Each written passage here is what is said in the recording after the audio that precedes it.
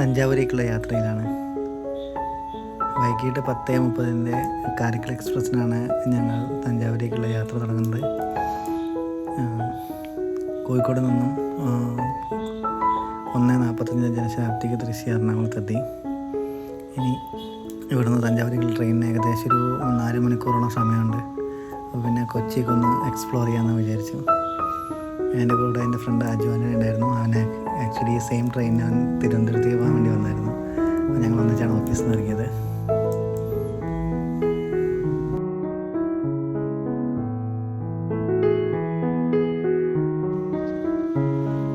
ശേഷം ഞങ്ങൾ bag clock റൂമിൽ വെച്ച് ഫുഡ് കഴിച്ച് സുഭാഷ് പാർക്കിലേക്കുള്ള യാത്രയിലാണ്.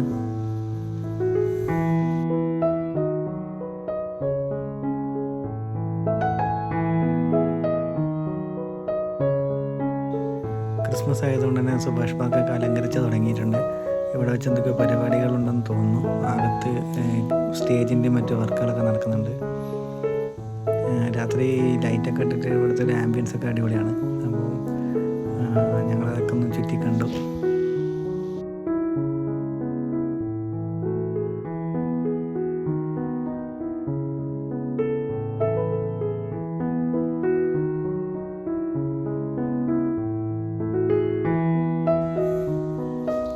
സുഭാഷ് പാർക്കിൽ നിന്ന് കൊച്ചിൻ ഷിപ്പ്യാർഡിലേക്കുള്ള വ്യൂ അടിപൊളിയാണ്. ഞങ്ങളിവിടെ ഇവിടെ കായൽ സൈഡിൽ നമുക്ക് ഇരിക്കാനുള്ള കുറേ സൗകര്യങ്ങളുണ്ട്. അപ്പോൾ അവിടെ ജസ്റ്റ് ഇരുന്ന് ഇങ്ങനെ കാഴ്ചകളൊക്കെ കണ്ടു. ദൂരെ കപ്പലൊക്കെ വന്ന് നിർത്തിയിട്ടുണ്ട്.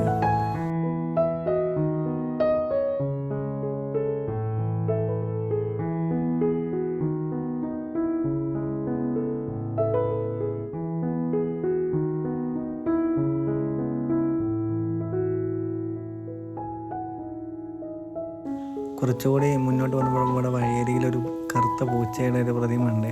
തുടക്കത്തിൽ കണ്ടപ്പോൾ കരിങ്കല്ലാണെന്ന് വിചാരിച്ചു. ഞങ്ങൾ ശരിക്കും അതിൻ്റെ അടുത്ത് പോയി തൊട്ട് നോക്കുമ്പോൾ ആക്ച്വലി അതൊരു കരിങ്കല്ലല്ല, എന്തോ സിമെൻറ്റിലൊക്കെ ഉണ്ടാക്കിയേക്കുന്ന ഒരു പ്രതിമയാണ്.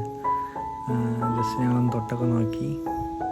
ആക്ച്വലി നല്ല രസമുണ്ട്. പക്ഷേ ഇതിൻ്റെ മുഖം കൊണ്ട് വ്യക്തമാകുന്നില്ല രാത്രി. കാരണം അത് കായലിലേക്ക് ഫേസ് ചെയ്തിട്ടാണ് ഈ പ്രതിമ വെച്ചേക്കുന്നത്.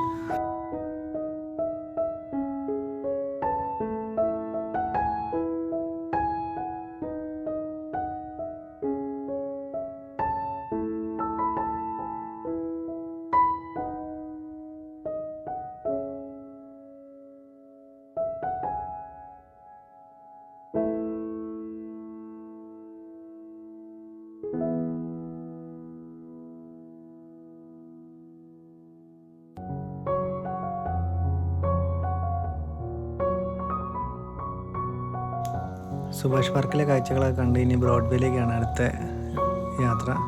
അവിടുന്ന് കുറച്ച് ജസ്റ്റ് നടക്കാനുള്ള ദൂരമേ ഉള്ളൂ. ജസ്റ്റ് ഞങ്ങൾ റോഡ് ക്രോസ് ചെയ്ത് ബ്രോഡ്വേയുടെ എൻട്രൻസിലെത്തി. ഇവിടെ മേജർ ബസാറുണ്ട്. നമ്മൾ ക്രിസ്മസ് ഒക്കെ കഴിഞ്ഞാൽ ഭയങ്കര അടിപൊളിയാണ് ഇതാകും കാണാൻ വേണ്ടിയിട്ട്. നല്ല അലങ്കാരങ്ങളും പരിപാടികളൊക്കെ ആയിട്ട്. അപ്പം ആക്ച്വലി ദൃശ്യം അതൊന്നും മുമ്പ് കണ്ടിട്ടുണ്ടാവില്ല. അതുകൊണ്ട് ഞാൻ അതൊക്കെ ഒന്ന് എക്സ്പീരിയൻസ് ചെയ്യാൻ വെച്ചാൽ ഞങ്ങൾ രണ്ടുപേരും അങ്ങോട്ട് പോയി. നല്ല രസമുണ്ട് അതിൻ്റെ അകത്തൊക്കെ കാണാൻ വേണ്ടി. ക്രിസ്മസിൻ്റെ ഒരുക്കങ്ങളൊക്കെ വളരെ തുടങ്ങി. ഈ ലൈറ്റും കാര്യങ്ങളൊക്കെ കാണാൻ നല്ല ഭംഗിയാണ്. പിന്നെ അവിടുത്തെ ഒരു ആംബിയൻസിൻ്റെ രസമാണ്. എല്ലാം കൂടി ഇങ്ങനെ കൂടി കളർഫുള്ളൊക്കെ ആയിട്ട് കാണുമ്പോൾ എന്താ പറയുക, നമുക്കൊരു രസം തോന്നും കാണുമ്പോൾ തന്നെ. ആക്ച്വലി ഞങ്ങൾ പർച്ചേസൊന്നും ചെയ്തില്ല. ജസ്റ്റ് എല്ലാം ഒന്ന് വ്യൂ ചെയ്ത് ഇങ്ങനെ തിരിച്ചു പോരാണ് ചെയ്തത്. ഞങ്ങൾ തഞ്ചാവൂരേക്കുള്ള യാത്ര ഞങ്ങൾക്കൊണ്ട് സാധനങ്ങൾ വാങ്ങി ക്യാരി ചെയ്യുന്നത് ബുദ്ധിമുട്ടായതുകൊണ്ടും ഒന്നും സാധനങ്ങളായിട്ടൊന്നും മേടിച്ചില്ല.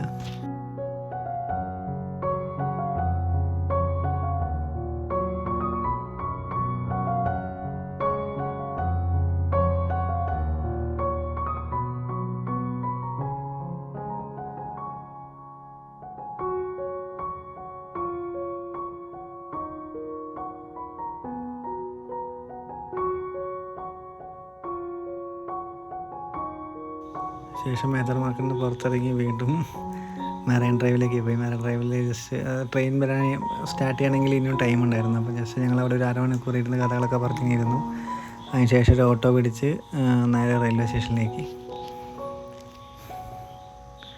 റെയിൽവേ സ്റ്റേഷനിൽ ചെന്നിട്ട് അവിടെ ക്ലോക്ക് റൂമിൽ പോയി ഞങ്ങൾ ബാഗും സാധനങ്ങളൊക്കെ എടുത്ത് ട്രാക്ക് നമ്പർ 3 ട്രെയിൻ ഉണ്ടായിരുന്നു. അപ്പോൾ ട്രെയിനിൻ്റെ അടുത്തേക്ക് പോയി. ആക്ച്വലി ട്രെയിനിൽ ലൈറ്റൊന്നും ഉണ്ടായിരുന്നില്ല. ട്രെയിൻ യാത്ര തുടങ്ങുന്നതിലൊരു 10-20 മിനിറ്റ് മുമ്പാണ് ലൈറ്റൊക്കെ ഓപ്പൺ ചെയ്യുക. ഞങ്ങൾ ജസ്റ്റ് ഡോറൊക്കെ തുറന്ന് അതിലുള്ള നല്ല ഇരുട്ടായിരുന്നു അകത്ത്. പിന്നെ S3 ഞങ്ങൾ ഞങ്ങളുടെ കമ്പാർട്ട്മെൻറ്റ് S3 ആണ്. അപ്പോൾ തുറന്ന് ഫ്ലാഷൊക്കെ അടിച്ച് നമ്മൾ സീറ്റ് നമ്പറൊക്കെ നോക്കി അകത്തേക്ക് പോയി. 21, 22 ഞങ്ങളുടെ സീറ്റ് നമ്പർ. ഈ മിഡിൽ ബർത്തും അപ്പർ ബർത്താണുള്ളത്. അപ്പോൾ ഇനി ഒരു നീണ്ട 10-11 മണിക്കൂർ യാത്രയാണ് തഞ്ചാവൂരേക്ക്. ആക്ച്വലി കൊച്ചിയിൽ നിന്ന് ഈ ഒരൊറ്റ ട്രെയിൻ മാത്രം, കേരളത്തിൽ തന്നെ ഈ ഒരൊറ്റ ട്രെയിൻ മാത്രമേ ഉള്ളൂ തഞ്ചാവൂരേക്ക് ഡയറക്റ്റായിട്ട് പോകുന്നത്. വേളാങ്കണ്ണിക്ക് പോകുന്ന കാരക്കൽ എക്സ്പ്രസ്സാണ്. സൗത്തിൽ നിന്നൊരു 9:30 ആകുമ്പോൾ വണ്ടി സ്റ്റാർട്ട് ചെയ്തു. ഇതിന് നോർത്തിലും സ്റ്റോപ്പ് ഉണ്ട് കേട്ടോ. പിന്നെ ആലുവ, ഈ 3 സ്റ്റേഷനാണ് കാര്യമായിട്ട് എറണാകുളത്ത് സ്റ്റോപ്പ് ഉള്ളത്. എടപ്പള്ളി ഉണ്ടെന്ന് തോന്നുന്നു. അങ്ങനെ യാത്ര തുടർന്നു.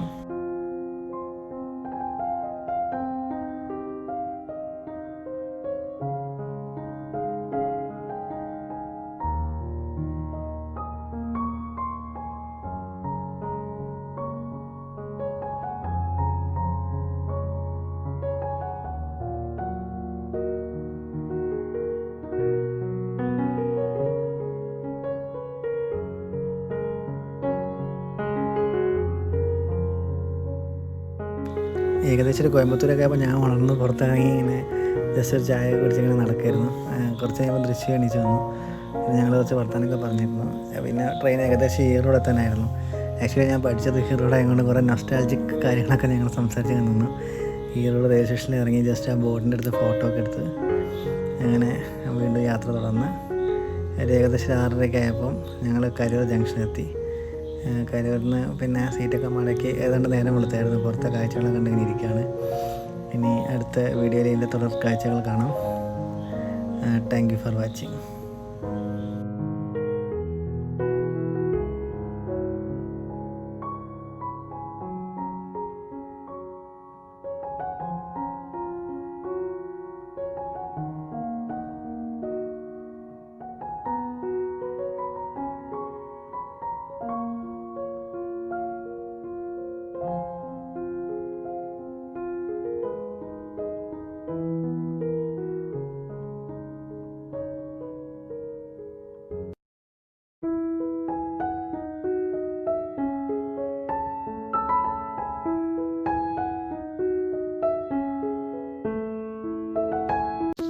തഞ്ചാവൂരേക്കുള്ള യാത്രയിലാണ്. രാവിലെ 6:30 കരൂരിൽ നിന്ന് ട്രെയിൻ തൃച്ചി ലക്ഷ്യമാക്കി യാത്ര തുടങ്ങി.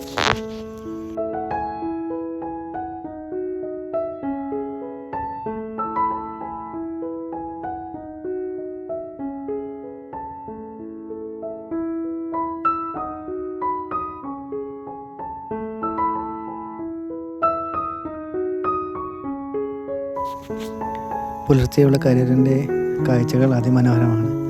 ഞാൻ ആക്ച്വലി പുറത്തേക്ക് നോക്കുമ്പോൾ നല്ല വ്യൂസ് കിട്ടി. അത് നമ്മുടെ നാട്ടിൽ കേരളത്തിൽ കൂടെയൊക്കെ യാത്ര ചെയ്യുന്നൊരു ഫീലാണ്. ഫുൾ നെൽപ്പാടങ്ങളും വാഴക്കൃഷികളൊക്കെ ആയിട്ട് ഒരു എന്താ പറയുക, നമ്മുടെ പാലക്കാട് അല്ലെങ്കിൽ ആലപ്പുഴയൊക്കെ പോയൊരു ഫീല്. അപ്പോൾ പിന്നെ അത് ഒന്ന് ക്യാപ്ചർ ചെയ്യാമെന്ന് വിചാരിച്ച് സൈഡ് സീറ്റിൽ തന്നെ ഇരുന്ന ഫുൾ വീഡിയോ, പുറത്തേക്ക് ക്യാമറയൊക്കെ വെച്ച വീഡിയോസൊക്കെ എല്ലാം ഒപ്പിയെടുത്തു.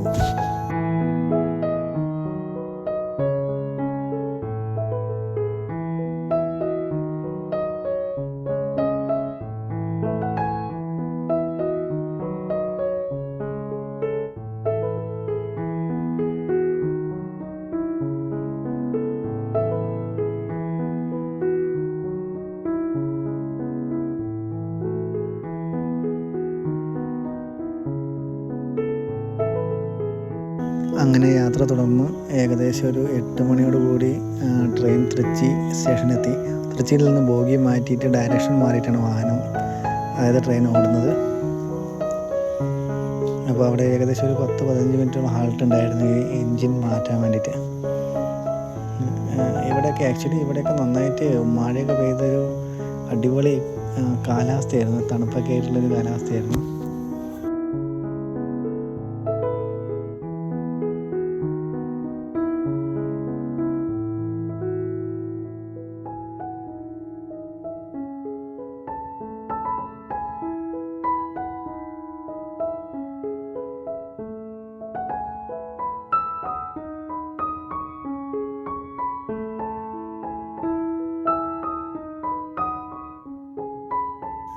തൃച്ചിയിൽ നിന്ന് ഞങ്ങൾ വീണ്ടും യാത്ര തുടർന്നു.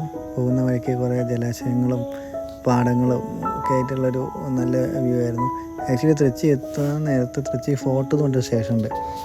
അവിടെ നമുക്ക് ശരിക്കും ദൂരേക്ക് വലത് ഭാഗത്ത്, അതായത് ട്രെയിനിൽ തൃച്ചിക്ക് വരുന്ന സമയത്ത് ഇടത് ഭാഗത്താണ് ഇരിക്കുന്നതെങ്കിൽ ഒരു ഫോർട്ട് കാണാം. മീൻസ് ഒരു വലിയ പാറയുടെ മേലെ ഒരു അമ്പലം കാണാം. അത് ആക്ച്വലി മൊബൈലിൽ നമുക്ക് പകർത്തിയെടുക്കാൻ പറ്റുന്നില്ല, അത്രയ്ക്ക് ദൂരെയാണത്. അപ്പോൾ ഞാനത് ട്രെയിനിലിരുന്ന് ജസ്റ്റ് സെർച്ച് ചെയ്ത് നോക്കി. സെർച്ച് ചെയ്യുമ്പോൾ നല്ല അടിപൊളിയൊരു സെറ്റപ്പാണ്. പക്ഷേ അത് നമുക്ക് അറിയത്തുണ്ടായിരുന്നില്ല. അറിയുകയാണെങ്കിൽ ജസ്റ്റ് അവിടെയും കൂടി കയറിയിട്ട് പോകാവുന്ന രീതിയിൽ പ്ലാൻ ചെയ്യായിരുന്നു. ആക്ച്വലി ഇനി ആരെങ്കിലും വരുമൊക്കെ ആണെങ്കിൽ ആ ഒരു ലൊക്കേഷനും കൂടി ഒന്ന് മനസ്സിൽ വെച്ച് അവിടെയും കൂടി ഒന്ന് കയറി വരികയാണെങ്കിൽ അടിപൊളിയായിരിക്കും. അങ്ങനെ ഏകദേശം ഒരു 9:30 ഒക്കെ ആയപ്പോഴേക്കും ഞങ്ങൾ തഞ്ചാവൂർ സ്റ്റേഷനിലെത്തി. പുറത്ത് നല്ല മഴ ഉണ്ടായിരുന്നു. മഴയൊക്കെ ആസ്വദിച്ച് ഞങ്ങൾ ഇരുന്നു.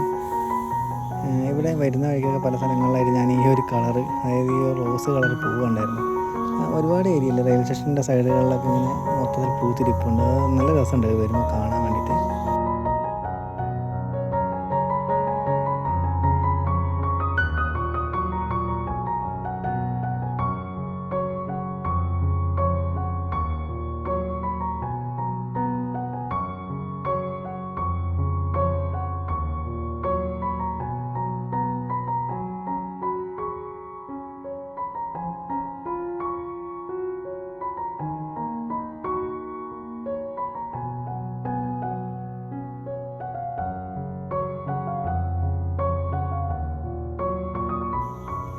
ഭയങ്കര എക്സൈറ്റഡ് ആയിട്ടാണ് ഞങ്ങൾ തൃച്ചിയിൽ വന്ന് ഇറങ്ങിയേക്കുന്നത്. പക്ഷേ ആക്ച്വലി മറ്റ് തമിഴ്നാട്ടിലൊക്കെ യാത്ര മുമ്പ് ഞാൻ ചെയ്തിട്ടുണ്ടെങ്കിലും എല്ലായിടത്തിലും ഒരു എന്താ പറയുക, ഭിക്ഷാടകരും അല്ലെങ്കിൽ ഓട്ടോക്കാരൊക്കെ ഭയങ്കരമായിട്ട് നമ്മളെ ബുദ്ധിമുട്ടിക്കുന്ന രീതിയിൽ ഇങ്ങനെ വന്നുകൊണ്ടിരിക്കും.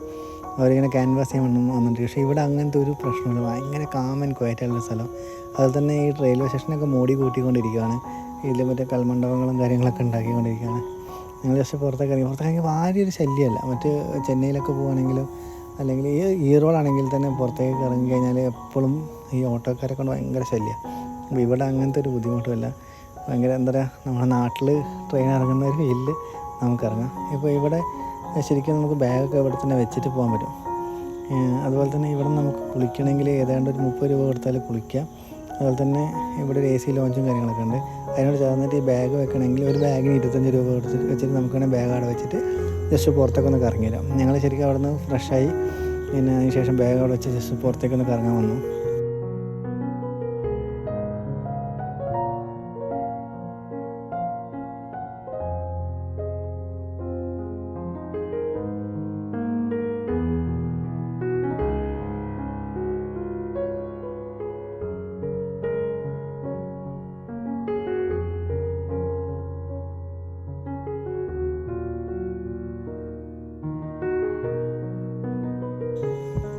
പിന്നെ ഇവിടെ യാത്ര ചെയ്തപ്പോൾ ഞാൻ ശ്രദ്ധിച്ച കാര്യം എന്താ വെച്ചാൽ, ഇപ്പോൾ റെയിൽവേ സ്റ്റേഷനിലൊക്കെ ജയലളിതയുടെയും പിന്നെ നമ്മുടെ MGRൻ്റെയൊക്കെ പ്രതിമകളൊക്കെ ഉണ്ടെങ്കിലും ഇവിടെ ചുറ്റും നമ്മളെ ഇലക്ഷനോടനുബന്ധിച്ചാണ് ഫുള്ള് ഈ DMKയുടെ അവരുടെ ഫ്ലെക്സും കാര്യങ്ങളൊക്കെ. സ്റ്റാലിന്, ഉദയനിധി സ്റ്റാലിന്, അവരിങ്ങനെ നിറഞ്ഞു നിൽക്കുക എല്ലാ ചുമരുകളിലും. മറ്റ് 2 പാർട്ടികളും, അതായത് ഇപ്പം വിജയുടെ പാർട്ടിയാണെങ്കിൽ അതുമില്ല, അതിൻ്റെ ഒരു കൊടി പോലെ എവിടെയും കാണാനില്ല.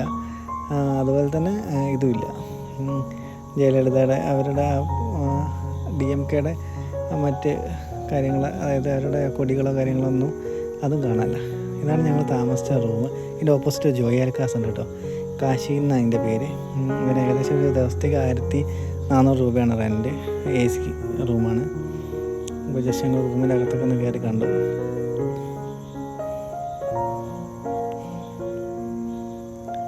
കമ്പാരിറ്റീവ്ലി സ്പേസ് കുറവാണ്, പക്ഷെ നല്ല വലിയ ബെഡും കാര്യങ്ങളൊക്കെയാണ്. പിന്നെ ശ്രദ്ധിച്ചാൽ വാളിലുള്ള AC, പഴയ ടൈപ്പ് പെട്ടി AC ഇല്ലേ, അതാണ്. ഞാൻ ഈ സാധനം ആദ്യമായിട്ട് ഉപയോഗിക്കുന്നത്. ഇതിൻ്റെ സ്വിച്ചും കാര്യങ്ങളൊക്കെ ഒന്ന് കണ്ടുപിടിച്ച് ഓണാക്കി സെറ്റാക്കി. ബാത്റൂമും കാര്യങ്ങളൊന്നും കുഴപ്പമില്ല. അത്യാവശ്യം കൊള്ളാവുന്നൊരു ഹോട്ടൽ. വലിയൊരു പ്രീമിയം എന്നുള്ളത് പറയാൻ പറ്റത്തില്ല. അങ്ങനെ ഞങ്ങൾ ഹോട്ടലിൽ നിന്ന് കീയൊക്കെ മേടിച്ച് ജസ്റ്റ് കറങ്ങിറങ്ങി. ഇനി കറങ്ങുന്ന വീഡിയോ വഴിയെ വരുന്നുണ്ട്.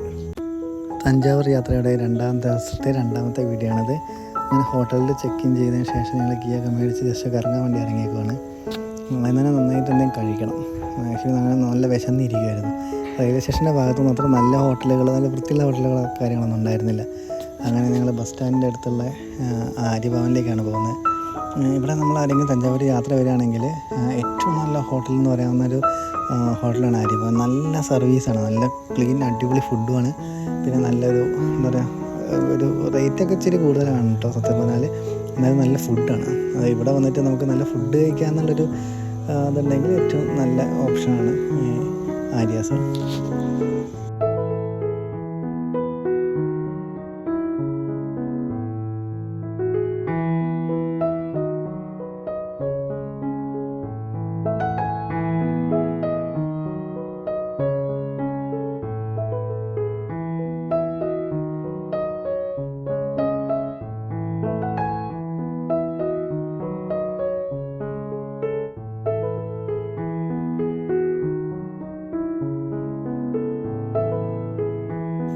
ഇത് റെനീസ് ടവർ എന്ന് പറഞ്ഞിട്ടുള്ളൊരു വലിയൊരു ക്ലോക്ക് ടവറാണ്. അപ്പോൾ ഈ ക്ലോക്ക് ടവർ നമുക്കിവിടെ വരുമ്പോൾ ഇങ്ങനെ കാണാം, എല്ലാ ആംഗിളിൽ നിന്ന് കാണാം. ഞാൻ ജസ്റ്റ് ഇങ്ങനെ ഒത്തിരി ടൈം നമ്മളിത് കണ്ടു യാത്രയിൽ. ഇതാണ് തഞ്ചാവൂർ ഓൾഡ് ബസ് സ്റ്റാൻഡ്. പക്ഷേ ഇതൊക്കെ പുതുക്കി പണിയാൽ ഭംഗിയാക്കി വെച്ചിട്ടുണ്ട് കേട്ടോ. അപ്പോൾ നമ്മുടെ യാത്ര ഫസ്റ്റ് ഞങ്ങൾ പോകുന്നത് ഫുഡ് കഴിക്കാനാണ്. ഫുഡ് കഴിക്കാൻ വേണ്ടി ആദ്യം ഹോട്ടൽ തപ്പി ഉള്ള യാത്രയിലാണ്.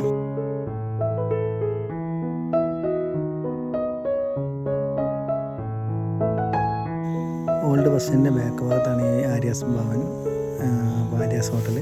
ഭാഗത്ത് കയറി ഞങ്ങൾ മസാല ദോശയൊക്കെ ഓർഡർ ചെയ്തു.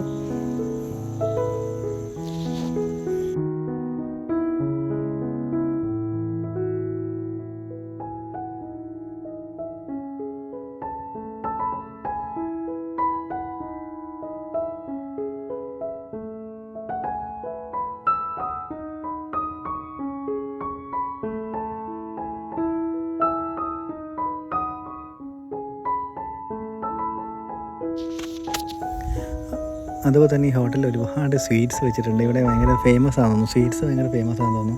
ഞങ്ങൾ ജസ്റ്റൊക്കെ നോക്കി. പക്ഷേ നല്ല എക്സ്പെൻസീവ് കേട്ടോ, ഭയങ്കര വിലയാണ് ഈ സ്വീറ്റ്സിനൊക്കെ. ജസ്റ്റ് കണ്ട് പിന്നെ ഞങ്ങളുടെ യാത്ര എന്ന് പറയുന്നത് തഞ്ചാവൂർ പാലസിലേക്കാണ്. അതായത് നമ്മൾ ഈ ഓൾഡ് ബസ് സ്റ്റാൻഡിൻ്റെ അടുത്ത് നിന്ന് കുറച്ചൊക്കെ നടക്കാനേ ഉള്ളൂ. പോകുന്ന വഴിക്ക് ഇങ്ങനെ ഒരു പഴയൊരു അമ്പലമൊക്കെ കാണാം. കുറേ ഈ തഞ്ചാവൂരിൻ്റെ കുറേ ഭാഗങ്ങളൊക്കെ നശിച്ചു കിടക്കുക. അത് ഒരുപാട് വർഷങ്ങൾക്ക് മുമ്പ് ഉണ്ടാക്കിയിട്ട ബിൽഡിങ്ങുകൾ കാര്യങ്ങളൊക്കെ ആയതുകൊണ്ട് കുറേ ഡാമേജ് വന്നിട്ടുണ്ട്. പിന്നെ കുറേ സ്ഥലത്തൊക്കെ ഇവർ ഈ പോസ്റ്ററൊക്കെ ഒട്ടിച്ച് വൃത്തികേടാക്കി വെച്ചിട്ടുണ്ട്. ഈ പാർട്ടിക്കാരും സിനിമാക്കാരൊക്കെ, സിനിമേൻ്റെ പോസ്റ്റർ, പാർട്ടിയുടെ പോസ്റ്ററൊക്കെ അല്ലേ ഇതുപോലെ ഒക്കെ വൃത്തികേടാക്കിയിട്ടുണ്ട്. ഇത് ആക്ച്വലി ഒരു എന്താ പറയുക കൊട്ടാരത്തിൻ്റെ മറ്റൊരു സൈഡാണിത്. അപ്പം പിന്നെ വേറെ കാര്യം ഇതിൻ്റെ ഒരുപാട് ഭാഗങ്ങൾ ഇവർ റിനോവേഷൻ നടത്തിക്കൊണ്ടിരിക്കുന്നുണ്ട് കേട്ടോ. അതൊരു ആക്ച്വലി നല്ലൊരു കാര്യമായിട്ട് എനിക്ക് തോന്നി. അതായത് ഈ പറയുന്ന പഴയ മന്ദിരങ്ങളൊക്കെ ഇപ്പോഴത്തെ എനിക്ക് തോന്നുന്നു ഇപ്പോഴത്തെ ഗവൺമെൻറ് അത് എന്താ പറയുക മുൻകൈ എടുത്തിട്ട് എല്ലാം ചെയ്യുന്നുണ്ട്. നല്ല ഭംഗിയുണ്ട് ഇതെല്ലാം കാണാൻ വേണ്ടിയിട്ട്. കുറേ ഭാഗത്ത് കൺസ്ട്രക്ഷൻ വർക്ക് നടക്കുന്നുണ്ട്. ആക്ച്വലി ഒരു 2 or 3 years കഴിഞ്ഞിട്ട് കൊണ്ട് വരികയാണെങ്കിൽ നമുക്ക് കുറച്ചും കൂടി ഭംഗിയായിട്ട് ഇതിനെ എക്സ്പ്ലോർ ചെയ്യാൻ പറ്റും. ഇത് കൊട്ടാരത്തിൻ്റെ ഒരു ഭാഗമാണ്. ആക്ച്വലി ഇതിൻ്റെ ഉൾഭാഗത്ത് ഞാൻ പോയിട്ടുണ്ടായിരുന്നു. അപ്പോൾ അവിടെ കാണണം, ഫുള്ള് കാട് പിടിച്ച് കിടക്കുക കുറേ ഭാഗങ്ങൾ. അവിടെ പണിയൊക്കെ നടക്കുന്നുണ്ട്. അതുപോലെ തന്നെ ഈ ചുമരിൽ ഒരുപാട് ചിത്രങ്ങളുണ്ടായിരുന്നു. ചിത്രങ്ങളൊക്കെ കുത്തിക്കളഞ്ഞ് അവർ അത് റീകണ്ടീഷൻ ചെയ്തെടുക്കുകയാണ്. ഇവിടെ ഒരു ഹെറിറ്റേജ് ഷോപ്പുണ്ട്. ഞങ്ങൾ കയറി നോക്കിയായിരുന്നു കേട്ടോ. ആക്ച്വലി അത് എന്തോ മ്യൂസിയം എന്ന് ചോദിച്ചാൽ ഞങ്ങൾ പുറത്തുനിന്ന് ഇങ്ങനെ എഴുതി നോക്കി. അപ്പോൾ അവർ വന്ന ഷോപ്പാണ്. ഇനി കൊട്ടാരത്തിൻ്റെ കോമ്പൗണ്ട് കയറി ഒരുപാട് ചിത്രങ്ങൾ കാണാം. ഈ ചിത്രങ്ങൾക്കൊക്കെ എന്താ പറയുക നമുക്ക് ഈ ഭംഗി ആസ്വദിക്കാൻ പറ്റാത്ത രീതിയിൽ വാഹനങ്ങൾ പാർക്ക് ചെയ്തിട്ടുണ്ട്. കുറേ കല്ലുകൾ അങ്ങനത്തെ സാധനങ്ങളൊക്കെ പെറുക്കി വെച്ചിട്ടുണ്ട്. ഒരു വെൽ മെയിൻറ്റെയിൻഡ് ആയിട്ട് ഇവിടെ ഒരു എന്താ പറയുക നമുക്ക് ഈ വണ്ടിയും കൊണ്ട് അകത്ത് വരെ കയറിപ്പോകാൻ പറ്റും. കൊട്ടാരത്തിൻ്റെ അകത്തുകൂടെ കയറിപ്പോകാൻ പറ്റും. അതുകൊണ്ടെന്ന് വെച്ചാൽ എല്ലാവരും ഭയങ്കര റഫായിട്ടാണ് നിർത്തിയിട്ടേക്കുന്നത്. കൊട്ടാരത്തിൻ്റെ അകത്ത് കയറുന്ന ഏകദേശം 40 രൂപ കേട്ടോ. 40 രൂപയാണെങ്കിൽ ഇതിൻ്റെ അകത്ത് ഉള്ള കുഞ്ഞു കുഞ്ഞു സ്റ്റോളുകളിലൊക്കെ കയറാൻ നമുക്ക് പിന്നെ എക്സ്ട്രാ 20 രൂപ ടിക്കറ്റുകൾ എടുക്കണം. അതുകൊണ്ട് ഇതാണ് ഞാൻ പറഞ്ഞ അകത്തേക്കുള്ള വഴി. ഇതൊക്കെ ഒരുപാട് വർഷം പഴക്കമുള്ള കൊട്ടാരമായതുകൊണ്ട് തന്നെ എന്താ പറയുക ഫുള്ള് ചെളിയൊക്കെ പിടിച്ചിരിക്കുകയാണ്. ഈ ഭാഗങ്ങളൊന്നും അത്ര മെയിൻറ്റെയിൻഡ് അല്ല. പക്ഷെ അവിടെ വർക്ക് നടക്കുന്നുണ്ട് കേട്ടോ. കുറേ പെയിൻ്റ് അടിക്കുന്നതും പിന്നെ പൊളിഞ്ഞു പോയ ചുമരുകളൊക്കെ റീകണ്ടീഷൻ ചെയ്തെടുക്കുന്നുണ്ട്. ഇതിൻ്റെ അകത്തൊക്കെ റീകണ്ടീഷൻ വർക്കുകൾ നടക്കുന്നുണ്ട്. ഈ സമയം ആക്ച്വലി നമുക്ക് വിസിറ്റ് ചെയ്യാൻ പറ്റിയ ടൈമായിട്ട് എനിക്ക് തോന്നിയില്ല. പിന്നെ എന്താ വെച്ചാൽ ഇതെല്ലാം ഭംഗിയാക്കി വെച്ചിട്ട് പിന്നെ കാണാൻ പോകുമ്പോൾ കുറച്ചും കൂടി രസമായിരിക്കും. ഇതാണ് ശരിക്കും ഇന്ത്യയിലെ ഏറ്റവും പഴക്കമുള്ള ലൈബ്രറി. ഈ ലൈബ്രറിയുടെ അകത്ത് ഞങ്ങൾ കയറിയിട്ടുണ്ടായിരുന്നു. അതിൻ്റെ അകത്ത് നമുക്ക് വീഡിയോ എടുക്കാൻ പറ്റില്ല. സരസ്വതി മഹൽ ലൈബ്രറി എന്നാണ് ഇതിൻ്റെ പേര്. പിന്നെ ഇതിൻ്റെ അകത്ത് വന്നിട്ട് താളിയോലകളും മറ്റു സാധനങ്ങളൊക്കെയാണ് സൂക്ഷിച്ചേക്കുന്നത്. നമ്മളെ ഈ സാധാ ലൈബ്രറി കാണുന്ന പോലെ ബുക്സ് കാര്യങ്ങളല്ല, ഇങ്ങനത്തെ കുറേ പഴയ ഗ്രന്ഥങ്ങൾ കാര്യങ്ങളൊക്കെ ഉള്ളത്.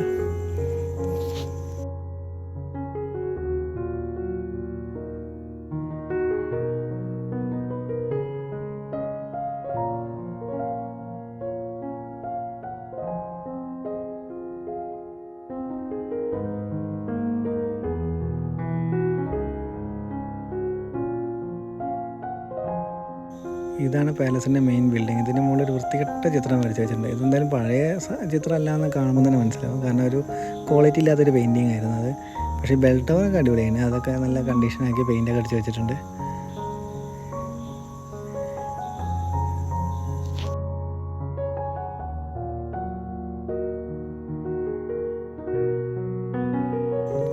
ഈ കൊട്ടാരക്കട്ടിൻ്റെ അകത്തേക്ക് കയറി കഴിഞ്ഞാൽ ഫുള്ള് കൽപ്രതിമകളാണ്. ഈ തഞ്ചാവൂർ ഭാഗത്തു നിന്നൊക്കെ കളക്ട് ചെയ്തേക്കുന്ന കൽപ്രതിമകളാണെന്നാണ് ഇവിടെ എഴുതി വെച്ചേക്കുന്നത്. ഇതിൻ്റെ ഉള്ളത്തെ ഈ മേക്കിംഗ് സ്റ്റൈലൊക്കെ അടിപൊളിയായിട്ട്. അതിന് ശരിക്കും മറാത്ത പാലസും പറയും. മറാത്ത രാജകുടുംബങ്ങൾ ആണ് പിന്നീട് ഇവിടെ ഭരിച്ചതും അവരിതിനെ മെയിൻറ്റെയിൻ ചെയ്ത് അവരുടേതായ രീതിയിലേക്ക് റീസ്ട്രക്ചർ ചെയ്തു എന്നൊക്കെ പറയപ്പെടുന്നുണ്ട്. ഇത് പ്രധാനപ്പെട്ട കൊട്ടാരത്തിൻ്റെ മുകളിലുള്ള ഈ ആയുധപ്പുരയാണ്, അതായത് ആയുധങ്ങളൊക്കെ സൂക്ഷിക്കുന്ന ഒരു ഏരിയയാണ്. അതാണ് ഈ ഗോപുരം പോലെ കിടക്കുന്നത്. പിന്നെ ഇതിൻ്റെ അകത്ത് ഏറ്റവും കൂടുതൽ ചെമ്പ് പാത്രങ്ങളും അതുപോലെ ഒരുപാട് ശില്പങ്ങളും ഒക്കെ സൂക്ഷിച്ചിട്ടുണ്ട്.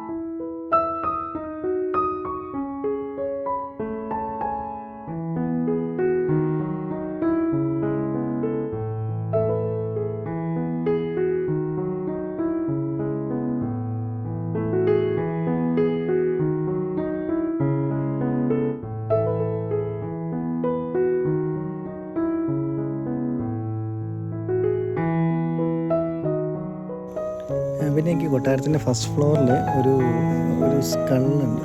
അതായത് നമ്മളെ ഇതിൻ്റെ വെയിലും വരത്തില്ല, തിമിംഗലത്തിൻ്റെ അസ്ഥിക്കൂടം. ഇതൊരു അടിപൊളി സാധനം. ഒരുപാട് ഏരിയയിൽ ഇങ്ങനെ കവർ ചെയ്തുകൊണ്ട് നിൽക്കുക. ആക്ച്വലി നമ്മളെ ചെമ്മീൻ പൊളിച്ച് വെച്ച പോലെ ഒരു ഫീലാണ് കാണുമ്പോൾ. പക്ഷേ അടിപൊളിയാണ് സാധനം. ഇത് ഞാൻ ആദ്യമായിട്ട് ഇങ്ങനത്തെ ഒരു സാധനം കാണുന്നത്. അതുകൊണ്ട് തന്നെ അത് നല്ല എന്താ പറയുക, നല്ല രസമുണ്ട് കാണാൻ. പക്ഷേ അതിങ്ങനെ ഭയങ്കര റഫായിട്ട് ഇങ്ങനെ ഒരു ഓപ്പൺ സ്പേസിലാണ് വെച്ചേക്കുന്നത്. അതെന്തുകൊണ്ടാണെന്ന് അറിയത്തില്ല. അപ്പോൾ ഇവിടെ ചുമർ ചിത്രങ്ങളൊക്കെ മാഞ്ഞു പോയതായിട്ട് കാണുന്നുണ്ട്. ഇത് ഏകദേശം ഒരു 1000 കൊല്ലത്തോളം പഴക്കമുള്ള ചുമർ ചിത്രങ്ങളാണ്. ദശാഖ നോക്കി ഇപ്പം ഈ കൊട്ടാരത്തിൻ്റെ മോൾ ഭാഗത്തെല്ലാം ടൈലൊക്കെ ഇട്ട് വെച്ചിട്ടുണ്ട്. എനിക്ക് തോന്നുന്നു വെള്ളം ലീക്കാവാതിരിക്കാൻ വേണ്ടിയിട്ടുള്ള ചെയ്ത മെയിൻ്റനൻസ് പരിപാടിയുടെ ഭാഗമായി ചെയ്തതായിരിക്കാം.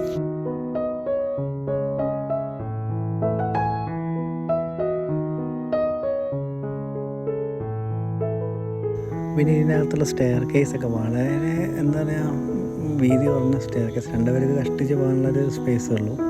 പിന്നെ നമ്മൾ ഇപ്പോഴത്തെ രീതി പോലെ നല്ല ഇത് എല്ലാ ഭാഗവും കവേർഡ് ആയിട്ടുള്ളൊരു രീതിയിലാണ് ഇത് അവർ ബിൽഡ് ചെയ്തേക്കുന്നത്. പിന്നെ ഇതിൽ അടിപൊളിയുള്ള ഒരു ഏരിയ ആണിത്. ഇതൊരു ഹോളാണ്. ഇതിൽ ഫുള്ള് ചിത്രപ്പണികളാണ് മേലേക്ക്. അതായത് നല്ല ഭംഗിയാണ് കാണാൻ. ഒരുപാട് വർഷങ്ങൾ പഴക്കമുള്ള ചിത്രപ്പണികളാണ്. അപ്പോൾ ഇതെല്ലാം വെൽ മെയിൻറ്റെയിൻ ആയിട്ട് അവർ വെച്ചിട്ടുണ്ട് കേട്ടോ. പിന്നെ ഇതിനകത്ത് കുറേ പ്രതിമകളും കാര്യങ്ങളൊക്കെ ഉണ്ട്. കുറേ സായിപ്പന്മാരൊക്കെ ഉണ്ട് ഇത് കാണാൻ വേണ്ടി വന്നേക്കുന്നത്. പിന്നെ ഇതിൻ്റെ നടുക്ക് ഈ ഒരു സ്റ്റേജ് പോലൊരു ഏരിയ ഉണ്ട്. അവിടെ ഒരു രാജാവിൻ്റെ പ്രതിമ അവർ സൂക്ഷിച്ച് വെച്ചിട്ടുണ്ട്.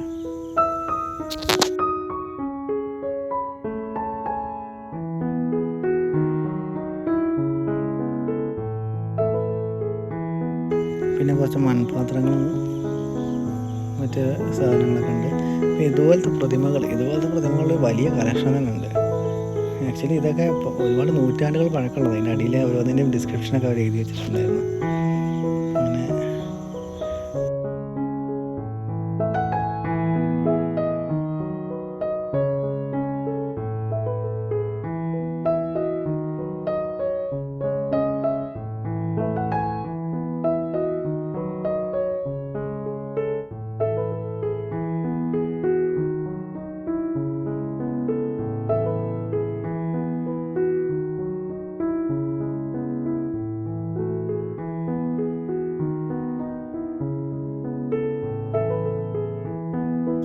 എനിക്ക് കൊട്ടാരത്തിൽ ഏറ്റവും ഇഷ്ടപ്പെട്ടൊരു ഏരിയ ഇതായിരുന്നു കേട്ടോ. നടരാജ ഹാൾ എന്നാണ് ഇതിൻ്റെ പേര്. ഇതിനകത്ത് നിറച്ച് നടരാജ വിഗ്രഹങ്ങൾ, ഒരുപാട് നടരാജ വിഗ്രഹങ്ങൾ, അതും പല സൈസിലുള്ള ഒരുപാട് വർഷങ്ങൾ പഴക്കമുള്ള സാധനങ്ങൾ. അതും നല്ല നല്ല ഭംഗിയുണ്ട്. ഇത് നമുക്ക് കണ്ടിരിക്കുന്ന നല്ല ഭംഗി, ടച്ച് ചെയ്യാൻ പറ്റത്തില്ല. ഫുള്ള് ഗ്ലാസ്സൊക്കെ വെച്ച് കവർ ചെയ്ത് വെച്ചേക്കുവാണ്.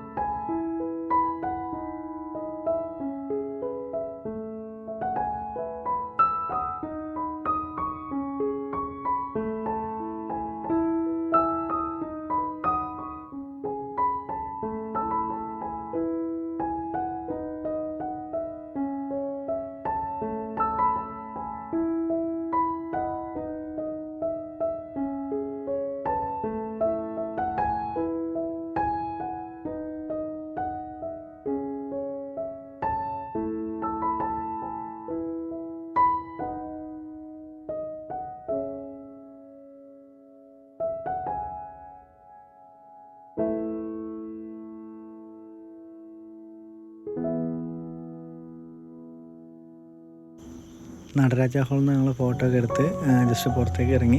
ഇവിടെ കൊട്ടാരത്തിൽ കയറിയ വലിയ ചിത്രം കണ്ടില്ല, അതിൻ്റെ ഇടത് ഭാഗത്തായിട്ട് ഒരു കുളമുണ്ട്. കണ്ട കുളമൊന്നും ഇപ്പം തോന്നില്ല, ഫുള്ള് വെള്ളമൊക്കെ വറ്റിയിരിക്കുകയാണ്.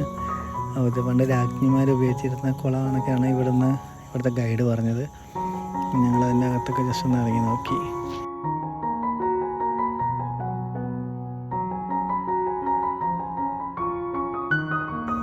കൊട്ടാരത്തിൽ നിന്ന് പുറത്തേക്ക് ഇറങ്ങിയപ്പോൾ നമ്മൾ തഞ്ചാവൂർ ഡോൾസ് വിൽക്കാൻ വെച്ചിട്ടുണ്ട്.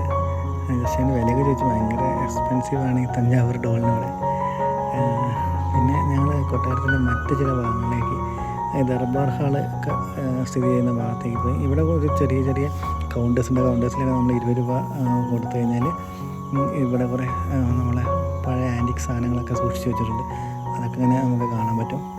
കുറേ പഴയ പാത്രങ്ങൾ, അതുപോലത്തെ അവരുടെ ആഭരണങ്ങളും മറ്റ് ചെമ്പ് പാത്രങ്ങൾ, പിന്നെ ഫർണിച്ചേഴ്സ് കാര്യങ്ങളൊക്കെ ഉണ്ട്. പിന്നെ ഒരു വലിയൊരു മിററുണ്ടായിരുന്നു. ഞങ്ങൾ ജസ്റ്റ് അതൊക്കെ ഒന്ന് പോയി കണ്ടു.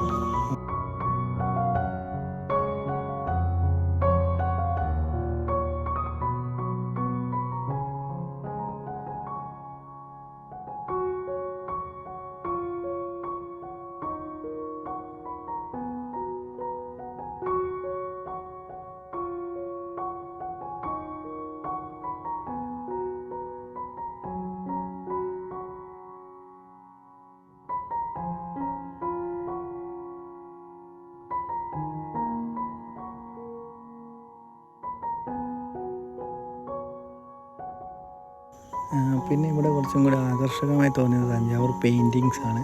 അതൊരു പ്രത്യേക ടൈപ്പ് ഓഫ് പെയിൻറ്റിങ് രീതിയാണ് തഞ്ചാവൂർ പെയിൻറ്റിങ് എന്ന് പറയുന്നത്. അത്ര കുറേ ഫോട്ടോസ് കാര്യങ്ങളൊക്കെ നമ്മളിവിടെ പല ഭാഗങ്ങളിലായിട്ട് കണ്ടായിരുന്നു. ജസ്റ്റ് അതൊക്കെ ഒന്ന് നോക്കി ഞങ്ങൾ ഇങ്ങനെ നടന്ന് നീങ്ങി.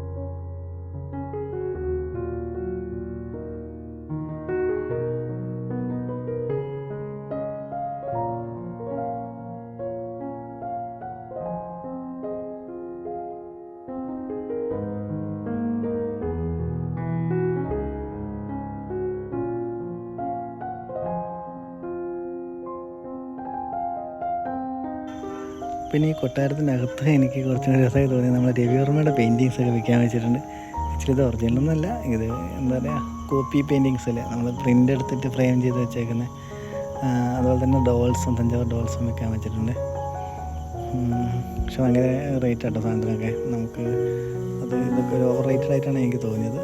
പിന്നെ ഇവിടുത്തെ ഒരു കുറേ ചെമ്പിലുള്ള പിച്ചളിലൊക്കെ ഉള്ള കുറേ വിളക്കുകൾ രൂപങ്ങളൊക്കെ വാങ്ങിക്കാൻ കിട്ടും.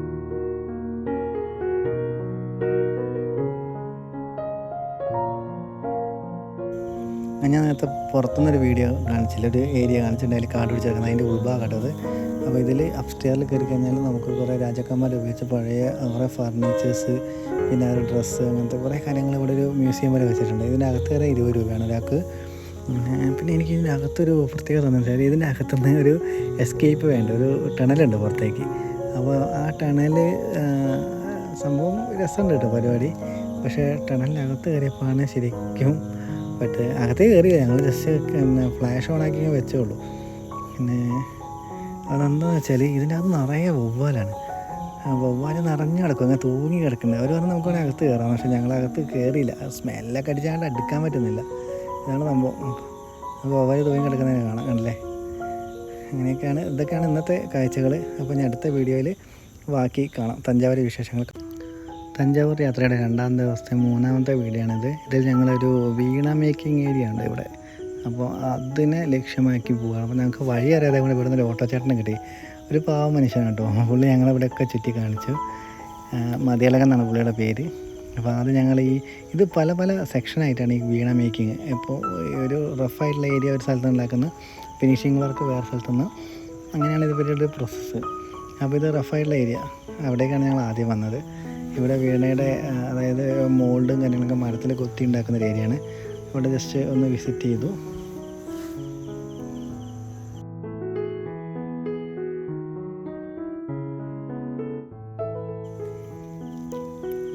അതിനുശേഷം ഞങ്ങൾ ഇവിടെ അടുത്ത് തന്നെ ഒരു വീടുണ്ട്.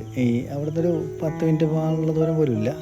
ഒരു അച്ഛനും മകളും ഒരു ഫാമിലി, ചെറിയൊരു ഫാമിലിയാണ് ഇവർ ഈ വീണ മേക്കിങ്. അപ്പോൾ ഞങ്ങളവിടെ ചെന്നപ്പോൾ ആ ചേച്ചി വീണയൊക്കെ എടുത്ത് നമ്മൾ കാണിച്ചു തന്നു. ആക്ച്വലി പുള്ളിക്കാരി ഫുഡ് കഴിക്കായിരുന്നു, അവിടുന്ന് എണീച്ച് വന്നിട്ടാണ് കാണിച്ചു തന്നെ. അപ്പോൾ ഇവിടെ ഓൾറെഡി മേക്കിംഗ് ചെയ്യുന്നൊരു വീണ ഉണ്ടായിരുന്നു. ജസ്റ്റ് ഞങ്ങൾ അതിൻ്റെ വീഡിയോസൊക്കെ എടുത്തു. ഏകദേശം ഒരു 30,000 രൂപ ഒക്കെ എന്നാണ് ഇവിടെ സ്റ്റാർട്ട് ചെയ്യുന്നത് ഈ വീണ റേറ്റ്. ഇതിന് കുറേ സ്പെസിഫിക്കേഷൻസ് ഒക്കെ ഉണ്ട്. സ്പെസിഫിക്കേഷൻ വെച്ചിട്ട് ഇതിൻ്റെ റേറ്റിന് മാറ്റങ്ങളുണ്ടാവും. പിന്നെ രസമുണ്ട്, നല്ല രസമുണ്ടായിരുന്നു സാധനം കാണാൻ വേണ്ടി. ഞാൻ ഈ സാധനം ആദ്യമായിട്ടാണ് കാണുന്നത്. ഇതിൻ്റെ മേൽഭാഗത്തുള്ള ഈ ഒരു ഉണ്ട പോലത്തെ സംഭവം പ്ലാസ്റ്റിക് കേട്ടോ, ബാക്കിയെല്ലാം മരമാണ്. മരം തന്നെ സിംഗിളായിട്ട് മരത്തിൽ ഉണ്ടാക്കുന്നുണ്ട്, ജോയിൻ ചെയ്തുണ്ടാക്കുന്നുണ്ട്, അങ്ങനെ പല കാറ്റഗറീസ് ഉണ്ട്. ദൃശ്യക്ക് ഇവർ അത് പ്ലേ ചെയ്ത് കാണിച്ചു കൊടുത്തു.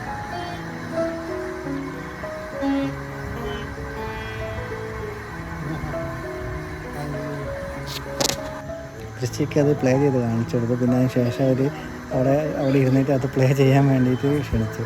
പുള്ളിക്കാരൊക്കെ പറഞ്ഞു കൊടുക്കണ്ടായിരുന്നു.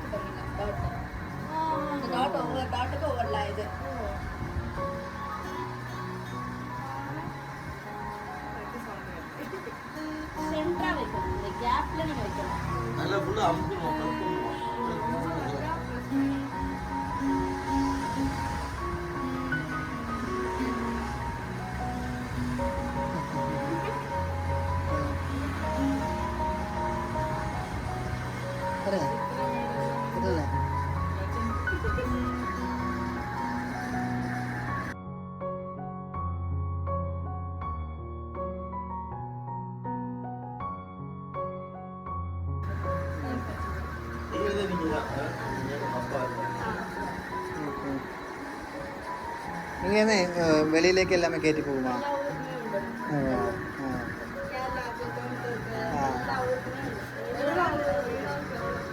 Starting price 27,000. ഇത് ജോയിന്റ് ഇത് സിംഗിൾ പീസ്, അതുകൊണ്ട് ജോയിന്റ് പീസ്. ജോയിന്റ് இந்த இடத்துல ஒரு ஜாயிண்ட், இந்த இடத்துல ஒரு ஜாயிண்ட். രണ്ട് ജോയിന്റ്. அதுதான் ஜாயிண்ட் பீஸ். அது ஜாயிண்ட்ல கார்வி, இது ஆர்டினரியில சிங்கிள் பீஸ். எல்லாமே ஜாக்கெட், எல்லாமே பலாமா. மீனா கம்பளம் ரெண்டு.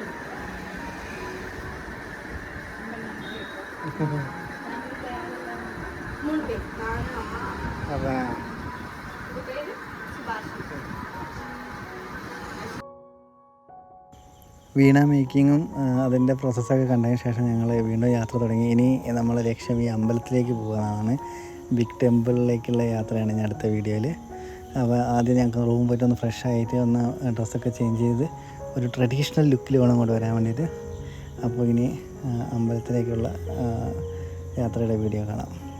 Thank you for watching.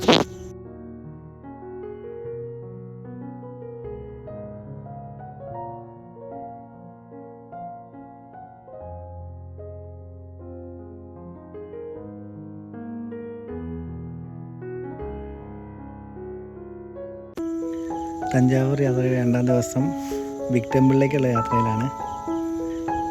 ഞാനും ദൃശ്യം കൂടി റൂമിൽ നിന്നൊക്കെ ഫ്രഷായി ചേഞ്ച് ചെയ്തു നല്ല ട്രഡീഷണൽ ലുക്കിൽ അമ്പലത്തിലേക്ക് ഇറങ്ങിയതാണ്.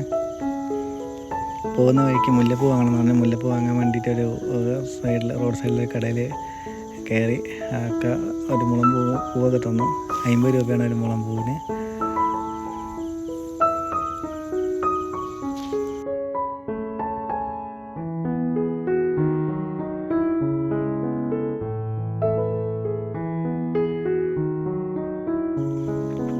പൂവൊക്കെ ഞങ്ങൾ അവിടെ നിന്ന് ചൂടി ഒക്കെ സെറ്റാക്കി.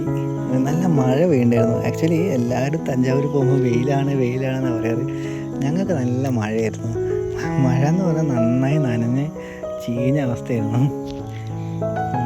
രണ്ട് കൊടയൊക്കെ ആയിട്ട് ഞങ്ങൾ ഇറങ്ങി. മഴയാണെങ്കിൽ നമുക്ക് മഴയിൽ അമ്പലം കാണുന്നൊരു വ്യൂ ഉണ്ടല്ലോ, അത് അടിപൊളിയാണല്ലോ. അപ്പോൾ അത് കാണാൻ വേണ്ടി അങ്ങ് ഇറങ്ങിയതാണ്. പോകുന്ന വഴിക്ക് റോഡ് സൈഡിൽ ഒരു തഞ്ചാവൂർ ഡോൾ വെച്ചിട്ടുണ്ട്. നമുക്ക് അവിടെ നിന്ന് കുറച്ച് ദൂരം നടക്കാണ്ടായിരുന്നു. നടക്കുമ്പോൾ തന്നെ അമ്പലത്തിൻ്റെ ഗോപുരം കാണാം. ഈ മുന്നിൽ കൂടെ ഒരു വലിയൊരു റോഡ് കടന്നു പോകുന്നുണ്ട്.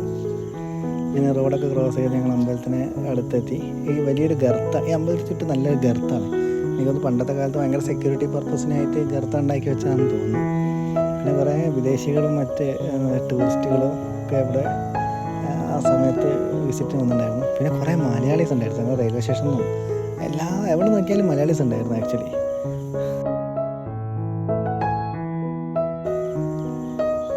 ഇതാണ് നമ്മളുടെ അമ്പലം.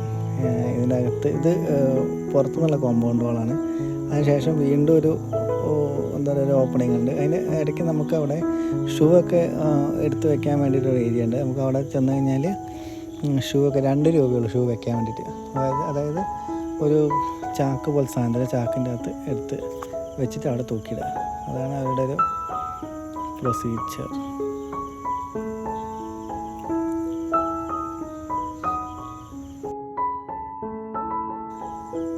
ഷൂവും കുടയൊക്കെ ഞങ്ങൾ അവിടെ തൂക്കിയിട്ട് മെല്ലെ പുറത്തേക്ക് ഇറങ്ങി.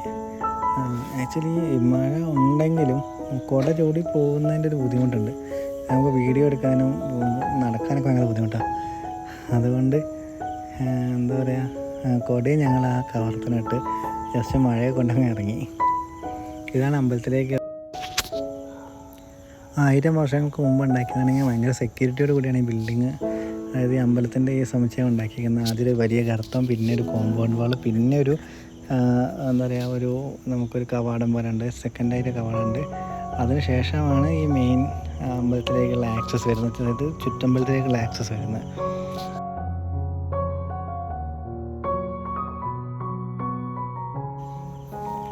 വലിയൊരു ഗോപുരങ്ങളാൽ ചുറ്റപ്പെട്ടേക്കുന്ന ഒരു നടപ്പന്തൽ ചുറ്റുമുണ്ട്. ഈ അമ്പലത്തിൻ്റെ കോമ്പൗണ്ട് വാൾ പോലെയാണ് അത് നിർമ്മിച്ചേക്കുന്നത്. അതിൻ്റെ അകത്ത് തന്നെ മറ്റു കൊച്ചു കൊച്ചു അമ്പലങ്ങളും പിന്നെ ഒരു ഡാൻസൊക്കെ കളിക്കാനുള്ള ഒരു കുറേ തറകൾ, കുറേ സ്റ്റേജുകളുണ്ട്. പിന്നെ ഒരു നന്ദിയുടെ ഒരു ശില്പമുണ്ട്.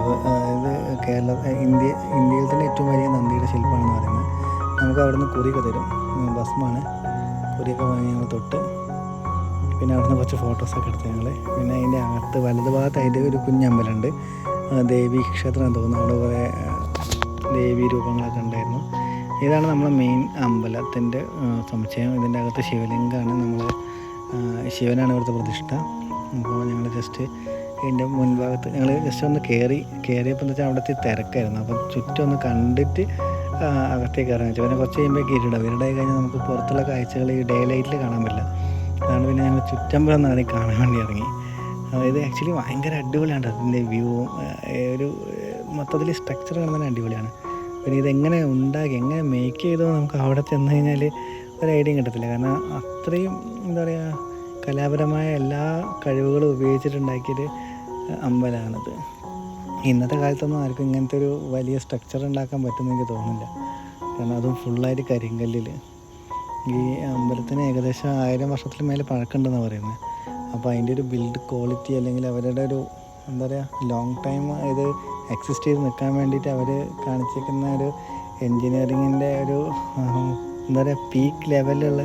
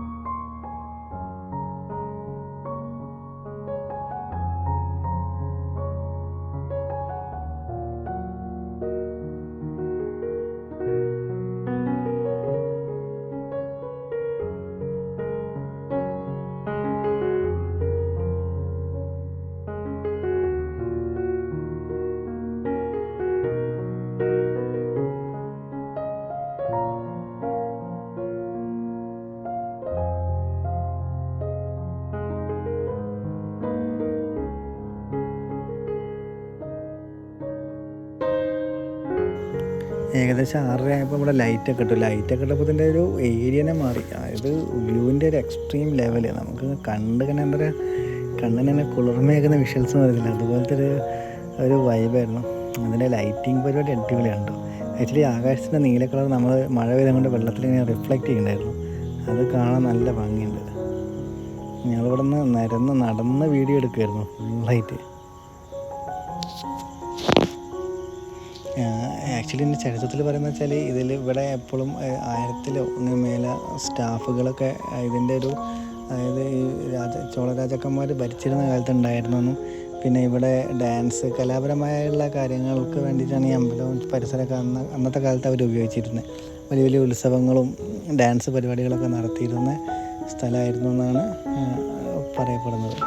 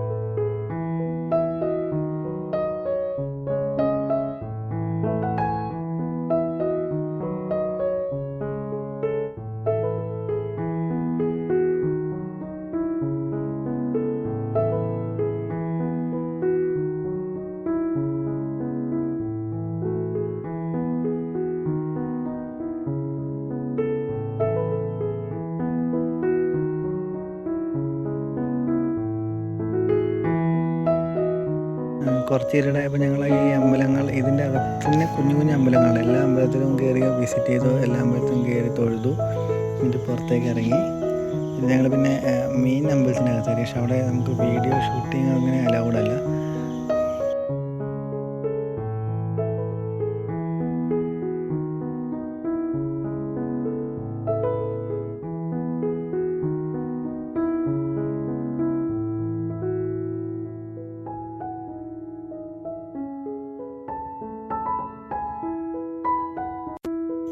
ഈ ബിറ്റമ്പലിൻ്റെ മെയിൻ കോംപ്ലക്സിനാണ് മുകളിൽ സ്ഥിതി ചെയ്യുന്ന ഈ താഴെക്കുളം. ഏതാണ്ട് 25 ആനയുടെ വെയിറ്റ് അങ്ങനെ ഉണ്ടെന്നാണ് പറയപ്പെടുന്നത്. ഇതെങ്ങനെ ഇവിടെ പ്ലേസ് ചെയ്തു എന്നുള്ളതിന് ഇപ്പോഴും നമുക്ക് തിയററ്റിക്കലി തെളിയിക്കാൻ പറ്റിയില്ല എന്നാണ് പറയുന്നത്. ആക്ച്വലി ഈ ഒരു ഗോപുരത്തിന് ലെവലായിട്ട് മണ്ണിട്ടിട്ട് ആനയെ കൊണ്ട് വലിച്ച് മുകളിൽ എത്തിച്ചു എന്നൊക്കെ ചില തിയറീസൊക്കെ പറയുന്നുണ്ടെങ്കിൽ അതിനൊരു തെളിവോ കാര്യങ്ങളൊന്നും ഉണ്ടായിരുന്നില്ല. പക്ഷെ നന്നായി ഇരുടായപ്പോൾ ഇതിൻ്റെ വൈബ് തന്നെ ഫുൾ മാറി. പിന്നെ മഴയും. ആക്ച്വലി ഞങ്ങൾ നല്ല എൻജോയ് ചെയ്തിട്ടോ ഈ ഒരു ടൈം. ഈ ഒരു വ്യൂ ഇത് ഒരുപാട് ആളുകൾ തന്നെ ഷൂട്ട് ചെയ്തുകൊണ്ടിരിക്കണ്ടേ. അപ്പോൾ ഞാനങ്ങനെ ജസ്റ്റ് ഇങ്ങനെ നോക്കുമ്പോഴാണ് അതായത് ഈ ലൈറ്റ് ഇട്ടിട്ട് അതിൻ്റെ മുകളിൽ ഇങ്ങനെ മഴ പെയ്യുമ്പോഴൊരു സൂപ്പർ വ്യൂ ആയിരുന്നു. അങ്ങനെ അമ്പലത്തിലെ കാഴ്ചകളൊക്കെ കണ്ടതിന് ശേഷം ഞങ്ങൾ പുറത്തേക്ക് ഇറങ്ങി. നല്ല വിശപ്പുണ്ടായിരുന്നു. വീണ്ടും ഞങ്ങൾ ആര്യഭവനിൽ തന്നെ പോയി. അവിടെ പോയിട്ട് പോട്ട് ബിരിയാണി മേടിച്ചു. പോത്ത് ബിരിയാണി അല്ല, പോട്ട് ബിരിയാണി. പോട്ട് ബിരിയാണി എന്നാൽ നമ്മുടെ ഈ മഷ്റൂം അങ്ങനെ വെജിറ്റേറിയൻ ഐറ്റംസ് എല്ലാം ഇട്ടിട്ടുള്ളൊരു അടിപൊളി ബിരിയാണി. രണ്ടുപേർക്ക് കഴിക്കാവുന്ന രീതിയിലുള്ളൊരു ബിരിയാണിയാണ്. നല്ല ടേസ്റ്റി ആയിട്ടുണ്ട് സംഭവം. അങ്ങനെ ബിരിയാണിയൊക്കെ കഴിച്ച് ഞങ്ങൾ റൂമിലേക്ക് മടങ്ങി. നാളെ രാവിലെ ഒരു 4 മണിയാകുമ്പോൾ ഞങ്ങൾക്ക് എണീച്ചിട്ട് നേരെ നാമക്കല്ല് വഴി സേലത്തേക്ക് പോകണം. തൃച്ചി, നാമക്കൽ, സേലം. പിന്നെ സേലത്തുനിന്ന് ഈറോഡ് ഞാൻ പഠിച്ച കോളേജൊക്കെ കാണണം. പിന്നെ ഒരു ഫംഗ്ഷൻ അവിടെ അറ്റൻഡ് ചെയ്യാനുണ്ട്. അങ്ങനെ അതെല്ലാം പ്ലാൻ ചെയ്ത് ഞങ്ങൾ 8:30 ഫുഡ് കഴിച്ച് നല്ല റൂമിലേക്ക് മടങ്ങി. ഇനി നാളത്തെ വീഡിയോയിൽ ബാക്കി കാണാം. By, thank you. തഞ്ചാവൂർ യാത്രയുടെ 3-ാം ദിവസമാണിത്. ആക്ച്വലി തഞ്ചാവൂർ വിസിറ്റിംഗ് ഒക്കെ കഴിഞ്ഞ ശേഷം ഞങ്ങൾ തൃച്ചിക്കുള്ള യാത്രയിലാണ്. അപ്പം തൃച്ചിയിൽ ഞങ്ങൾക്ക് സേലത്തേക്ക് പോകണം. സേലത്തു നിന്ന് ഈറോഡ്. ഇതാണ് ഞങ്ങളുടെ പ്ലാന്. അങ്ങനെ ഞങ്ങൾ തൃച്ചി എത്തി. ആക്ച്വലി തൃച്ചിയിലെ ബസ് സ്റ്റാൻഡ് കണ്ടപ്പോൾ ഞാൻ ഞെട്ടിയിട്ടാണ്. എൻ്റെ അമ്മ, അടിപൊളി ബസ് സ്റ്റാൻഡ് പറഞ്ഞാൽ ഇങ്ങനെ നിരന്ന് കിടക്കുക. അതും നല്ല വെൽ മെയിൻറ്റെയിൻഡ് ആയിട്ട് പുതിയ ബസ് സ്റ്റാൻഡാണെന്ന് തോന്നുന്നു കേട്ടോ. എന്തായാലും നല്ല ഭംഗിയാക്കിയിട്ട് വെച്ചിട്ടുണ്ട് സാധനം. ഇനി അണ്ണന്മാരെല്ലാം കൂടെ നശിപ്പിക്കാമെന്ന് അറിയത്തില്ല. എന്തായാലും സൂപ്പറാണ് ഈ ബസ് സ്റ്റാൻഡ്. അതിൻ്റെ ഒരു അറേഞ്ച്മെൻറ്റ്സ് ഒക്കെ അടിപൊളി. അപ്പോൾ നമുക്ക് ഭാഷാരത്തിൽ വന്നു കഴിഞ്ഞാൽ നമുക്ക് പോകാനൊക്കെ സുഖം. അവിടെ ഇംഗ്ലീഷിൽ ബോർഡ് ഉണ്ട് എന്നുള്ളതാണ് രസം. പക്ഷേ നമ്മൾ ഈറോഡ് ബസ് സ്റ്റാൻഡിലൊക്കെ ഈറോഡ് സേലത്തൊന്നും പോയി കഴിഞ്ഞാൽ ഇംഗ്ലീഷിൽ ബോർഡേ കാണത്തില്ല. അങ്ങനെ ഞങ്ങൾ ഇവിടുന്ന് തൃച്ചിയിൽ നിന്ന് സേലത്തേക്കുള്ള ബസ് കയറി. പിന്നെ അവിടെ വേറൊരു രസം എന്താ വെച്ചാൽ ഇവിടെ നമ്മൾ പ്രീമിയം ബസ്സുകളും പിന്നെ ലോങ് റൂട്ട് ബസ്സുകൾ ഒഴിച്ചിട്ടുള്ള ബസ്സുകളിലൊക്കെ ലേഡീസിന് ടിക്കറ്റ് ഫ്രീ ആണ്. അപ്പോൾ ഞങ്ങൾ ലോക്കലി അവിടെ ഓടിയേക്കുന്ന ബസ്സുകളിലൊന്നും ലേഡീസിന് ടിക്കറ്റ് വേണ്ടിയിട്ടുണ്ടായിരുന്നില്ല. നമ്മൾ തൃച്ചിയിൽ നിന്ന് നേരെ സേലത്തേക്കുള്ള യാത്രയിലാണ്.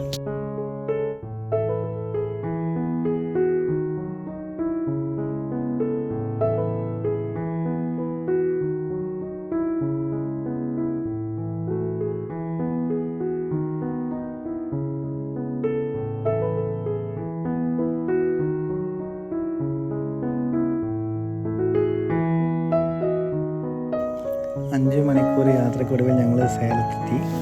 സേലത്ത് ഞങ്ങൾക്ക് ഇനി ഒരു ഫംഗ്ഷന് പോകാനുണ്ട്. ഫംഗ്ഷൻ കഴിഞ്ഞിട്ട്, അതായത് ഞാൻ പഠിച്ചത് ഈറോഡാണ്. ഈറോഡ് സേലൊക്കെ നമ്മൾ പണ്ട് പഠിച്ച കാലത്ത് തന്നെ കറങ്ങി തിരിഞ്ഞ് നടക്കുന്ന സ്ഥലമാണ്.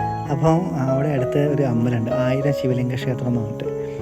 1008 ശിവലിംഗ ക്ഷേത്രം ഉണ്ട്. പിന്നെ കോമഡി നമ്മൾ പറയുമ്പോൾ 1000 ശിവലിംഗ ക്ഷേത്രം എന്നാണ് പറയാം. ഇതിനെപ്പറ്റി ഞാനിങ്ങനെ വീട്ടിൽ നിന്ന് ഇങ്ങനെ കഥകളൊക്കെ പറയാറുണ്ട് കേട്ടോ.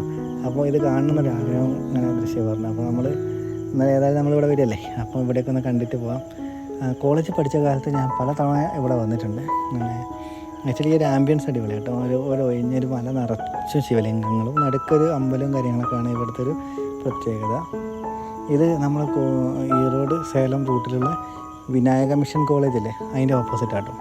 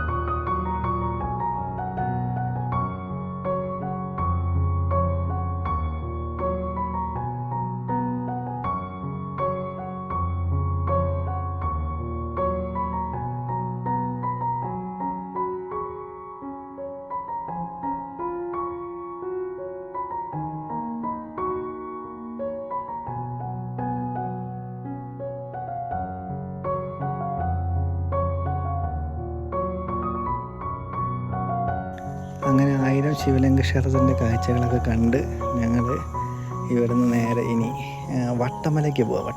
വട്ടമല കുമരപാളയം ഒക്കെ ഞാൻ പഠിച്ച സ്ഥലം. ഞാൻ എൻ്റെ കോളേജിൽ നിൽക്കുന്ന സ്ഥലം വട്ടമലയായിരുന്നു. അപ്പം വട്ടമലയ്ക്ക് ഇവിടുന്ന് ബസ് ഇട്ട് വന്ന് ശങ്കഗിരി കയറുക, അവിടെ നേരെ വട്ടമല പിടിക്കുക. അപ്പം ഞാൻ അടുത്ത വീഡിയോയിൽ കാണാം. ഞങ്ങളെ യാത്രയുടെ ലാസ്റ്റ് ഡേ ആണത്. തഞ്ചാവൂർ യാത്രയൊക്കെ കഴിഞ്ഞ് ഞങ്ങൾ സേലത്ത് പോയി ഫംഗ്ഷനൊക്കെ അറ്റൻഡ് ചെയ്ത് 1000 ശിവലിംഗ ക്ഷേത്രമൊക്കെ കണ്ട് ഇനി എൻ്റെ കോളേജ് നിൽക്കുന്ന വട്ടമലയിലാണുള്ളത്. ഇതാണ് വട്ടമല.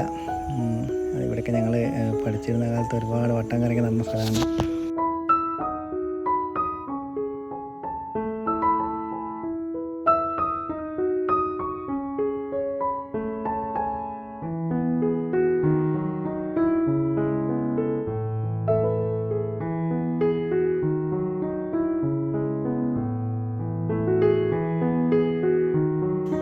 ഇവിടെ ഒരു കണിയൂർ മെസ് ഉണ്ട് കേട്ടോ. ആക്ച്വലി ഇന്നത് ഓപ്പൺ അല്ല, ഞങ്ങൾ ഞായറാഴ്ചയാണ് ചെന്നത്, അതുകൊണ്ടാണ്. പുള്ളിയുടെ ഞാൻ നല്ല കമ്പനിയായിരുന്നു ഇവിടെ പഠിച്ചിരുന്ന കാലത്ത്. അടിപൊളി ഫുഡ്, അവിടുത്തെ ദോശയും പരിപാടികളൊക്കെ അടിപൊളിയാണ്. പിന്നെ ചോറും അടിപൊളിയാണ്. പിന്നെ ഇത് ഞങ്ങൾ കോളേജിൻ്റെ താഴ്ഭാഗം, ഇവിടെ കുറേ കടകൾ കാര്യങ്ങളൊക്കെ ഉണ്ട്. ഞങ്ങളിവിടെയൊക്കെ പഠിച്ചിരുന്ന കാലത്ത് ഫുഡ് കഴിക്കാനും ചായ കുടിക്കാനൊക്കെ ഇങ്ങനെ കറങ്ങി തിരിഞ്ഞ സ്ഥലമായിരുന്നു. ഇത് നമ്മളെ ഫ്രണ്ട്സൊക്കെ പണ്ട് താമസിച്ചിരുന്ന ഒരു ഏരിയയാണ് ഈ കോംപ്ലക്സ്.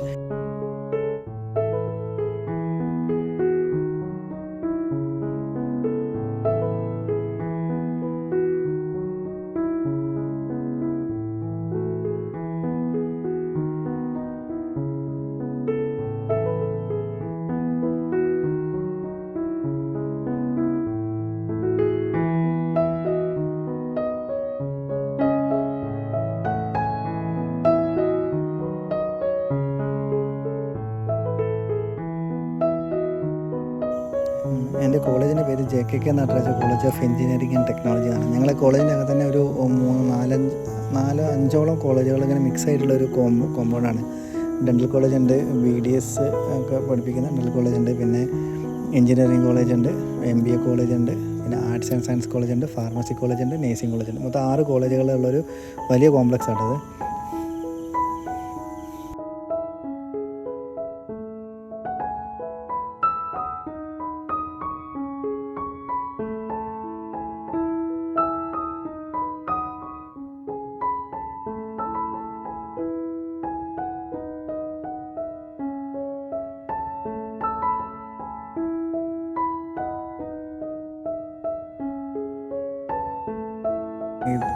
ഇതാണ് ഞങ്ങളെ കോളേജിൻ്റെ ഗേറ്റ്. ആക്ച്വലി ഞങ്ങൾ പഠിച്ചിരുന്ന സമയത്ത് ഇത് വൈറ്റ് കളറിൽ നല്ല ഭംഗിയുള്ളൊരു ഗേറ്റായിരുന്നു. ഇപ്പോൾ ഇവരെല്ലാം കൂടി പെയിൻ്റ് അടിച്ച് അങ്ങ് അലമ്പാക്കി വെച്ചിട്ടുണ്ട്.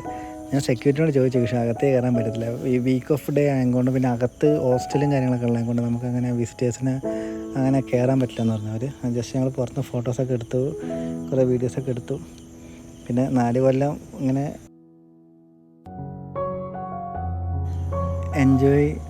എൻജോയ് ചെയ്ത് നടന്ന സ്ഥലമല്ലേ. അപ്പോൾ അതിൻ്റെ കുറേ നൊസ്റ്റാൾജിയും കാര്യങ്ങളൊക്കെ ഞാൻ സംസാരിച്ചു. ആക്ച്വലി എനിക്ക് മറ്റേ വിനീത് ശ്രീനിവാസൻ്റെ ഹൃദയം സിനിമയുടെ ക്ലൈമാക്സിലുള്ള കുറച്ച് ബീറ്റ്സ് ഇല്ലേ, അതായത് കല്യാണം കൊണ്ട് കോളേജ് കാണിക്കാൻ പോകുന്ന അതുപോലത്തെ ഒരു ഫീലായിരുന്നു. ഇത് ഞങ്ങളിവിടെ പഠിക്കുന്ന കാലത്തൊക്കെ ഉണ്ടായിരുന്ന ഒരു ATM ആണ്. അപ്പം ബോട്ടിൽ കിടക്കാൻ തോന്നും. പിന്നെ ഈ ഒരു ഏരിയയ്ക്ക് കുറേ പ്രത്യേകതകളുണ്ട്. നമ്മളൊന്ന് പഠിക്കുന്ന കാലത്ത് കുറേ എന്താ പറയുക, നമ്മളെല്ലാ വിക്രിയകളൊന്നും നടത്തിയിരുന്ന സ്ഥലമാണ്. ഇവിടുന്ന് നമ്മൾ അകത്തേക്ക് ഫുഡൊക്കെ ഇട്ട് കൊടുക്കുമായിരുന്നു. അകത്ത് ഗേൾസ് ഹോസ്റ്റലുണ്ട്, പുറത്ത് ഞങ്ങൾ ഇപ്പോൾ എൻ്റെ ചേച്ചിയൊക്കെ അവിടെ പഠിച്ചിരുന്നത്. അപ്പോൾ എന്ന് വെച്ചാൽ ആ സമയത്തൊക്കെ അവർക്ക് ഫുഡ് കാര്യങ്ങൾ, അതുപോലെ ഞങ്ങളുടെ ഫ്രണ്ട്സിനൊക്കെ ആണെങ്കിലും കോളേജിൻ്റെ അകത്തേക്ക് ഔട്ട്സൈഡ് ഫുഡ് അലൗഡ് അല്ല. ഒന്നാമത് ഹോസ്റ്റലിൽ ഫുഡ് വേസ്റ്റ് ആയി വെക്കാൻ വേണ്ടിയുള്ള പരിപാടിയാണെന്ന് തോന്നുന്നു. ഞങ്ങൾ ഇതിൻ്റെ ഇവിടുന്ന് പാക്ക് ആക്കിയിട്ട് ഇങ്ങനെ ഇട്ട് കൊടുക്കും. എന്നിട്ട് അവരത് ഷോൾ കൊണ്ട് ഇങ്ങനെ ക്യാച്ച് ചെയ്യും. അങ്ങനെയൊക്കെ ചെയ്യായിരുന്നു ഇവിടുന്ന്. ഈ ഗേറ്റൊക്കെ അതിൻ്റെ മെയിൻ ഏരിയ ആയിരുന്നു. സെക്യൂരിറ്റി ഉണ്ടെങ്കിൽ പിടിക്കും കേട്ടോ. സെക്യൂരിറ്റി കാണാതെ രാത്രിയാണ് നമ്മളിതൊക്കെ ഇട്ട് കൊടുക്കുക. പിന്നെ ഞങ്ങൾ കോളേജൊക്കെ പഠിക്കുന്ന സമയത്ത് ഈ റോഡിന് അധികാരം പോകത്തില്ല. കാരണം വെച്ചാൽ സീനിയേഴ്സ് ഉണ്ടാവും ഫസ്റ്റ് ഇയർ കഴിയുന്നവരെ. ഈ സീനിയേഴ്സ് പറഞ്ഞാൽ വെറും അലമ്പന്മാരാണ്. അതായത് ഞങ്ങൾ തൊട്ട് മുകളിലുള്ള സീനിയേഴ്സ് ഉണ്ട്. അവരെ കൊണ്ട് ഒരു ശല്യം എന്ന് പറഞ്ഞാൽ ഇമാതിരി ശല്യങ്ങൾ വേറെ ഉണ്ടായിരുന്നില്ല. അതിൽ കുറച്ച് പേര് അടിപൊളിയായിരുന്നു കേട്ടോ. അത് നമുക്ക് എല്ലാ കൂട്ടത്തിലും ഉണ്ടാവില്ല കുറച്ച് പേര് അടിപൊളി. പിന്നെ നമുക്ക് നമ്മൾ പഠിച്ചുകൊണ്ടിരിക്കുന്ന സമയത്തുള്ള 3rd ഇയേഴ്സ് 4th ഇയേഴ്സിനെ കൊണ്ട് നമുക്ക് വലിയ ഉപദ്രവം ഉണ്ടായിരുന്നില്ല. 2nd ഇയേഴ്സ് എന്ന് പറഞ്ഞാൽ അവരെ ഭയങ്കര ശല്യമായിരുന്നു. കുറേ എണ്ണന്മാരുണ്ടായിരുന്നു. രാത്രി ഹോസ്റ്റലിൽ വരിക, പൈസ വയ്ക്കുക. അതായത് ഉമ്മാർക്ക് വെള്ളമടിക്കാനും സിഗരറ്റ് വലിക്കാനും അലമ്പ് കളിക്കാനൊക്കെ വേണ്ടിയിട്ട്. ഒന്നാമതൊക്കെ നല്ല വെൽ സെറ്റിൽഡ് ആയുള്ള ഫാമിലി എന്നൊക്കെ വന്ന പിള്ളേരാണ്. പക്ഷേ ഇവിടെ വന്നിങ്ങനെ ഇറക്കുക, നമ്മളെ റൂമിൽ വരും, ഭീഷണിപ്പെടുത്തി പൈസ മേടിച്ചുകൊണ്ട് പോവുക. അങ്ങനത്തെ ഭയങ്കര അലമ്പ് പരിപാടികളായിരുന്നു അവർ കാണിക്കില്ല ആ സമയത്തൊക്കെ. എനിക്കിപ്പോൾ ഓർമ്മയുണ്ട്, ഞാൻ നാട്ടിലേക്ക് പോകുന്ന സമയത്ത് ഇതേപോലെ അന്ന് നമ്മളടുത്ത് അധികം എമൗണ്ടൊന്നും കയ്യിൽ കാണത്തില്ലല്ലോ. എന്നിട്ട് നമ്മളെ കയ്യിലുള്ള പൈസ ഒന്നിച്ച് എടുത്തുകൊണ്ട് പോയി. എന്നിട്ട് നമ്മളിത് ഫുഡ് കഴിക്കാൻ പറ്റാതെ അല്ലെങ്കിൽ ഭയങ്കര ബുദ്ധിമുട്ടി. ഞങ്ങളെന്ന് മാത്രമല്ല, ഒരുപാട് പേർക്ക് അങ്ങനത്തെ അനുഭവങ്ങളുണ്ടായിരുന്ന കാലത്ത്. ഭയങ്കര റാഗിങ്ങും പരിപാടികളൊക്കെ ആയിരുന്നു. ഇന്നത്തെ കാലത്തൊക്കെ ആണെങ്കിൽ ശരിക്കും പിള്ളേർ അടി മേടിക്കും. ശരിക്കും ഞങ്ങളുടെ ബാച്ചിലൊക്കെ 10-20 പേര് 10-30 ആൾക്കാരുണ്ട്. ഞങ്ങളെല്ലാവരും കൂടി ഒന്ന് പെരുമാറിയാൽ തീരാവുന്നതൊക്കെ ഉള്ളൂ. പക്ഷേ അന്ന് നമ്മളുടെ പ്രായവും നമുക്ക് പേടി, നമ്മളെ പരിചയ സ്ഥലത്തൊക്കെ എത്തിപ്പെടുമ്പോഴുള്ളൊരു ഒരു സെക്യൂരിറ്റി നമുക്ക് തന്നെ ഒരു ഇതുണ്ടാവുമല്ലോ, ഒരു പേടിയും കാര്യങ്ങളൊക്കെ. അതിനെ മുതലെടുത്തിട്ടാണ് ഇവരൊക്കെ അന്ന് ജീവിച്ചിരുന്നത്. കുറേ പേരുണ്ട് അങ്ങനെ പൈസയൊക്കെ മേടിച്ച് അലമ്പ് കളിച്ച് നടക്കുന്നത്. ഞാൻ ആക്ച്വലി സെക്കൻഡ് ഇയറൊക്കെ ആയ സമയത്ത് ഞാൻ എൻ്റെ ഒരു ജൂനിയേഴ്സിൻ്റെ അടുത്തു എന്താ പറയുക, ഒരു മോശപ്പെട്ട സംസാരിച്ചിട്ടില്ല. ഞാൻ എന്താ പറയുക, നമ്മളെ അനിയന്മാരെ പോലെ അല്ലെങ്കിൽ അനിയത്തിമാരെ പോലെ കെയർ ചെയ്ത് നമ്മളെക്ക് പറ്റാവുന്ന സഹായങ്ങളൊക്കെ ചെയ്ത് കൊടുത്തിട്ടുണ്ട്. പക്ഷെ നമുക്ക് സഹായം ചെയ്ത് തരുന്നവരും ഉണ്ടായിരുന്നു കേട്ടോ കൂടുതലൊക്കെ. പക്ഷെ അവർക്കും കൂടി ഇവർ ഭയങ്കര ബുദ്ധിമുട്ടുണ്ടാക്കും. നമ്മളത് സഹായിച്ച് കഴിഞ്ഞാൽ പിന്നെ അവരെ മെക്കിട്ട് കയറാൻ വേണ്ടി പോകുക. അങ്ങനത്തെ കുറേ അനുഭവങ്ങൾ ഉള്ളൊരു എന്താ പറയുക ഫസ്റ്റ് ഇയർ ആയിരുന്നു അവിടെ. അങ്ങനെ ഞാൻ സ്വതവേ അങ്ങനെ എന്താ പറയുക ഇത്തരം ആക്ടിവിറ്റീനോടൊന്നും അത്ര സഹകരിക്കാനോ അല്ലെങ്കിൽ അതിനെ അത്ര എൻകറേജ് ചെയ്യുന്നൊരു കൂട്ടത്തിലായിരുന്നില്ല. അങ്ങനെയൊക്കെ ആയിരുന്നു അവിടുത്തെ ജീവിതം. പിന്നെ ഇതാണ് ഹോസ്റ്റൽ, ഈ ഇടത് ഭാഗത്തുള്ള ഹോസ്റ്റൽ അടിപൊളിയാണ് കേട്ടോ. ഹോസ്റ്റലിൽ ഞങ്ങൾ അവിടെ താമസിക്കുന്ന സമയത്ത് 2 സീനിയേഴ്സ് ഉണ്ടായിരുന്നു. പിന്നെ 2 റൂമുകളിലായിരുന്നു ഞങ്ങൾ മലയാളി പിള്ളേർ ഫസ്റ്റ് ഇയർ ബാച്ചിലുണ്ടായിരുന്നു. ഒരു റൂം മൊത്തം BDS ആയിട്ട്, ഒരു റൂം ഞങ്ങൾ എഞ്ചിനീയറിംഗ് 5 പേര്. അങ്ങനെ ഹോസ്റ്റലിൽ ഞങ്ങൾക്കൊരു BDS ചേട്ടനുണ്ട്, സജിത്ത് എന്ന് പറഞ്ഞിട്ട്. പുള്ളി വൈബായിരുന്നു. അതായത് ഞങ്ങളെ ഹോസ്റ്റലിൽ നമ്മൾ ആദ്യം പുള്ളിയെ കണ്ടപ്പോൾ പുള്ളിയുടെ ഒരു രൂപമൊക്കെ കാണുമ്പോൾ നമുക്ക് പേടിയാണ്. നമ്മൾ പുറത്തുനിന്ന് ഇവരെല്ലാവരും ഇങ്ങനെ ഉപദ്രവിച്ചിട്ട് നമുക്ക് ഈ അകത്ത് മീൻസ് പുള്ളി ഒരു പാവമാണെങ്കിലും പുള്ളിനെ കാണുമ്പോൾ നമുക്ക് പേടിയായിരുന്നു. പുള്ളി നമ്മളടുത്ത് നല്ല കമ്പനിയായിട്ട്, അതായത് ഞങ്ങളവിടെ ഹോസ്റ്റൽ ഉണ്ടായിരുന്നിടത്തോളം കാലം പുള്ളി നമുക്ക് ഭയങ്കര ഉപകാരിയായിരുന്നു. പിന്നെ നമ്മളായിട്ട് ഭയങ്കര കൂട്ടുമായിരുന്നു. പക്ഷെ വേറൊരു പുള്ളിയും ഉണ്ടായിരുന്നു കേട്ടോ, ഒരു വിഷ്ണു ശശിധരൻ എന്ന് പറഞ്ഞു. പുള്ളി ഭയങ്കര സീനാണ്. പുള്ളി നമ്മളെ വന്നിങ്ങനെ ചുമ്മാ വലിപ്പിക്കും. പിന്നെ അന്ന് പുറത്തുനിന്നുള്ള വള്ളിയെല്ലാം പിടിച്ചുകൊണ്ട് വരും. പിന്നെ അവരെ ക്ലാസ്മേറ്റ്സൊക്കെ ഉണ്ടാവില്ല, അങ്ങനത്തെ കുറേ വള്ളികളുണ്ടായിരുന്നു പുള്ളിയെ കൊണ്ട്. ഇപ്പൊക്കെ എവിടെയാവും. പിന്നെ ഈ ഞങ്ങളെ ഒരു കോളേജിൻ്റെ ഹോസ്റ്റലിന് ഓപ്പോസിറ്റ് ഒരു ടീച്ചേഴ്സ് കോളനി ഉണ്ട്. ഞങ്ങളുടെ കോളേജിൻ്റെ തന്നെ പേരിലൊക്കെ കിടക്കുന്ന ഒരു കോളനിയാണ്. ആദ്യത്തെ ഒരു 8 മാസത്തെ ഹോസ്റ്റൽ ജീവിതത്തിന് ശേഷം പിന്നെ താമസമൊക്കെ ഈ ടീച്ചേഴ്സ് കോളനി. അപ്പോൾ എൻ്റെ ഒരു വീടിൻ്റെ അടുത്തുള്ള ചേട്ടനുണ്ട്, ഞങ്ങളുടെ ഫ്രണ്ടാണ് രവിചേട്ടൻ. പുള്ളി അന്ന് ഞാൻ ഫസ്റ്റ് ഇയർ പഠിക്കുമ്പോൾ പുള്ളി തേടിയതാണ്. അപ്പോൾ ഞാൻ അന്ന് പുള്ളിയുടെ റൂമിൽ ഒക്കെ എപ്പോഴും വിസിറ്റ് ചെയ്യും. അപ്പോൾ എൻ്റെ തൊട്ട് മുകളിലുള്ള സീനിയേഴ്സായിട്ട് ഞാൻ തീരെ വെക്കത്തില്ല. കാരണം അവർ പറയുന്ന ഈ ഒരു കോപ്രായത്തിനൊന്നും നിൽക്കാനുള്ളൊരു മൈൻഡ് എനിക്ക് ഉണ്ടായിരുന്നില്ല. നമ്മളിങ്ങനെ പോകുമ്പോൾ ഈ സൈഡിലൊക്കെ ഉമ്മരെ താമസിക്കുന്നത്, ഉമ്മ ചൊറിയാൻ വരും. നമ്മൾ മറുപടിയും പറയും. പിന്നെ ഞാൻ തേർഡ് ഇയേഴ്സിൻ്റെ കൂടെ നടക്കുന്നത് കൊണ്ട് ഈ സെക്കൻഡ് ഇയേഴ്സിന് എന്താ പറയുക, നമ്മളവരെ കൂടെ നടക്കുമ്പോൾ ഇവർ ചുമ്മാ വന്നിട്ട് അങ്ങനെ ചൊറിയാനും മാതാനും വരത്തില്ല. കാരണം ഇവർക്ക് തേർഡ് ഇയേഴ്സിനെ വെച്ച് പേടിയാണ്. കാരണം എന്തെങ്കിലും ഒരു കുളത്ത് കിട്ടാൻ കാത്തിക്കാണ് തേർഡ് ഇയേഴ്സ് ഇവർ കിട്ടും മേടാൻ വേണ്ടിയിട്ട്. അങ്ങനത്തെ ഒരു സിറ്റുവേഷനൊക്കെ ആയിരുന്നു ആ കാലത്ത്. കാരണം അടിയറുന്ന് മേടിക്കുന്നത് അവരുടെ ഒരു വിനോദമായിരുന്നു. അങ്ങനെ ഞാൻ പിന്നെ തേർഡ് ഇയേഴ്സും ഫോർത്ത് ഇയേഴ്സൊക്കെ ഒരു കമ്പനിയായി. നമ്മൾ പിന്നെ ആ ഒരു വൈബ് പിടിച്ചങ്ങ് പോയി. കാരണം നമ്മളെ അടുത്ത് ചോദിക്കാൻ വന്നാൽ ഇവന്മാർ ഒരു തേർഡ് ഇയേഴ്സ് നമുക്ക് വേണ്ടി സംസാരിക്കുന്നുള്ളൊരു ട്രസ്റ്റ് ഉണ്ടാവില്ല. പിന്നെ അവരൊക്കെ ഭയങ്കര ഡീസൻറ്റ് പിള്ളേരായിട്ട്, കൂടുതലും വെള്ളടി പരിപാടികളൊന്നും ഇല്ലാതെ പഠിച്ച് പോവുക, അല്ലെങ്കിൽ ഭയങ്കര ജെനുവിനായിട്ട് കാര്യങ്ങൾ ഡീൽ ചെയ്യുന്ന ഒരു കൂട്ടത്തിലായിരുന്നു തേർഡ് ഇയേഴ്സും. ഫോർത്ത് ഇയേഴ്സിൽ ഒരു 90% ആൾക്കാരും. അതിൽ മ്യൂസിയം തന്നെ പുള്ളിക്ക് ഉണ്ടായിരുന്നു. പുള്ളി വെച്ച് അലമ്പായിരുന്നു കേട്ടോ. പുള്ളി എന്നെ ഒരുപാട് തവണ സ്വീപ്പാക്കിയിട്ടുണ്ട്. പുള്ളി കോഴിക്കോട്ടുകാരനും കൂടിയാണ് പറയും. അങ്ങനെ പിന്നെ ഇതാണ് ഞാൻ താമസിച്ച വീട്. ഇത് ആക്ച്വലി രവിത്താരനൊക്കെ അന്ന് റെൻറ്റിനെടുത്ത വീടായിരുന്നു. പിന്നെ ഞാൻ അവിടെ താമസാക്കി. പിന്നെ എൻ്റെ കൂടെ എൻ്റെ ജൂനിയേഴ്സ് പിള്ളേരുണ്ടായിരുന്നു. എൻ്റെ നാട്ടിൽ തന്നെയുള്ള ഫ്രണ്ട്സ് ഒക്കെ ഇവിടെ പഠിച്ചിട്ടുണ്ടായിരുന്നു, വിഷ്ണു എന്നിട്ട്. ഞങ്ങളെല്ലാവരും കൂടി ഞാൻ അടിച്ച് പൊളിച്ച് ഒരു 3 വർഷത്തോളം ഈ വീട്ടിലാണ് താമസിച്ചത്. ഞാൻ പോയതിന് ശേഷം അവർ ഒരു കൊല്ലം കൂടി താമസിച്ചു. പിന്നെ അവരത് റൂം വെക്കേറ്റ് ചെയ്തു. ഞങ്ങൾ പഠിച്ചുകൊണ്ടിരിക്കുന്ന കാലത്ത് ഈ ഒരു ആംബിയൻസ് ഒന്നും ആയിരുന്നില്ല കേട്ടോ, കുറച്ചൊക്കെ വ്യത്യാസങ്ങളൊക്കെ ഉണ്ടായിരുന്നു. ഞങ്ങൾ റൂമിൻ്റെ ഓപ്പോസിറ്റ് ഒരു ഗുണ്ടച്ചേട്ടൻ ഉണ്ടായിരുന്നു. സോ ഒരു കുമാരൻ എന്ന് പറഞ്ഞു, പുള്ളിയായിരുന്നു. അങ്ങനെയൊക്കെയാണ് ഇവിടുത്തെ വിശേഷങ്ങൾ. കുറേ നൊസ്റ്റാൾജിക് കാര്യങ്ങളൊക്കെ ഉണ്ടായിരുന്നു കോളേജ് കാലത്ത്. പിന്നെ ഞങ്ങൾ ഇവിടെയൊക്കെ കണ്ട് ഇവിടുത്തെ കഥകളൊക്കെ ഞങ്ങൾക്ക് പറഞ്ഞിട്ട് ഞങ്ങൾ പിന്നെ നേരെ ഈ റോഡ് അടിച്ചു. ഈ റോഡ് റെയിൽവേ സ്റ്റേഷനോട് ചേർന്നുള്ളൊരു കാളയുടെ വിഗ്രഹത്ത്, കാളയുടെ ഒരു പ്രതിമ. ഇതൊരു ഐക്കോണിക് സാധനമായിരുന്നു ഈ റോഡത്തെ. ഇനി രാത്രി 10:30 ഞങ്ങൾക്ക് കോഴിക്കോടേക്കുള്ള ട്രെയിന്. അപ്പോൾ ട്രെയിനിന് വേണ്ടിയിട്ട് ഞങ്ങൾ ജസ്റ്റ് ഇങ്ങനെ വെയിറ്റ് ചെയ്യാണ്. അപ്പോൾ റെയിൽവേ സ്റ്റേഷൻ ഓപ്പോസിറ്റിലെ വൃന്ദാവൻ ഹോട്ടലിന് എന്നും നാട്ടിലേക്ക് പോകുമ്പോൾ ഫുഡ് കഴിക്കുന്ന പോലെ ഇന്നും ഞങ്ങൾ കയറി. ഇവിടെ ചേർന്നിട്ട് മലയാളീസിൻ്റെ ഹോട്ടലുണ്ട്, സവേര എന്ന് പറഞ്ഞിട്ട്. അങ്ങനെ ഫുഡൊക്കെ കഴിച്ച് റെയിൽവേ സ്റ്റേഷൻ്റെ അകത്തേക്ക് വന്നു. പിന്നെ ഇവിടെ ഞങ്ങളൊരു റൂം എടുത്തിട്ടുണ്ടായിരുന്നു. അത് ട്രെയിൻ വരണമെങ്കിൽ പിന്നെ ഞങ്ങൾ ഏതാണ്ട് 7 മണിയൊക്കെ ആകുമ്പോൾ വന്നത്. അപ്പം റൂമിൽ സ്റ്റേ ചെയ്തിട്ട് ഞങ്ങൾ ട്രെയിൻ എടുക്കാൻ നേരത്തെ സ്റ്റേഷനിലേക്ക് പോയത്. അങ്ങനെ ഇതാണ് നമ്മൾ തഞ്ചാവൂർ സേലം ഈ റോഡ് യാത്ര. ഈ യാത്ര ഇവിടെ അവസാനിക്കുകയാണ്. ഇനി ഒരു പുതിയ യാത്രയുമായിട്ട് നമുക്ക് പിന്നെ ഒരു വീഡിയോയിൽ കാണാം.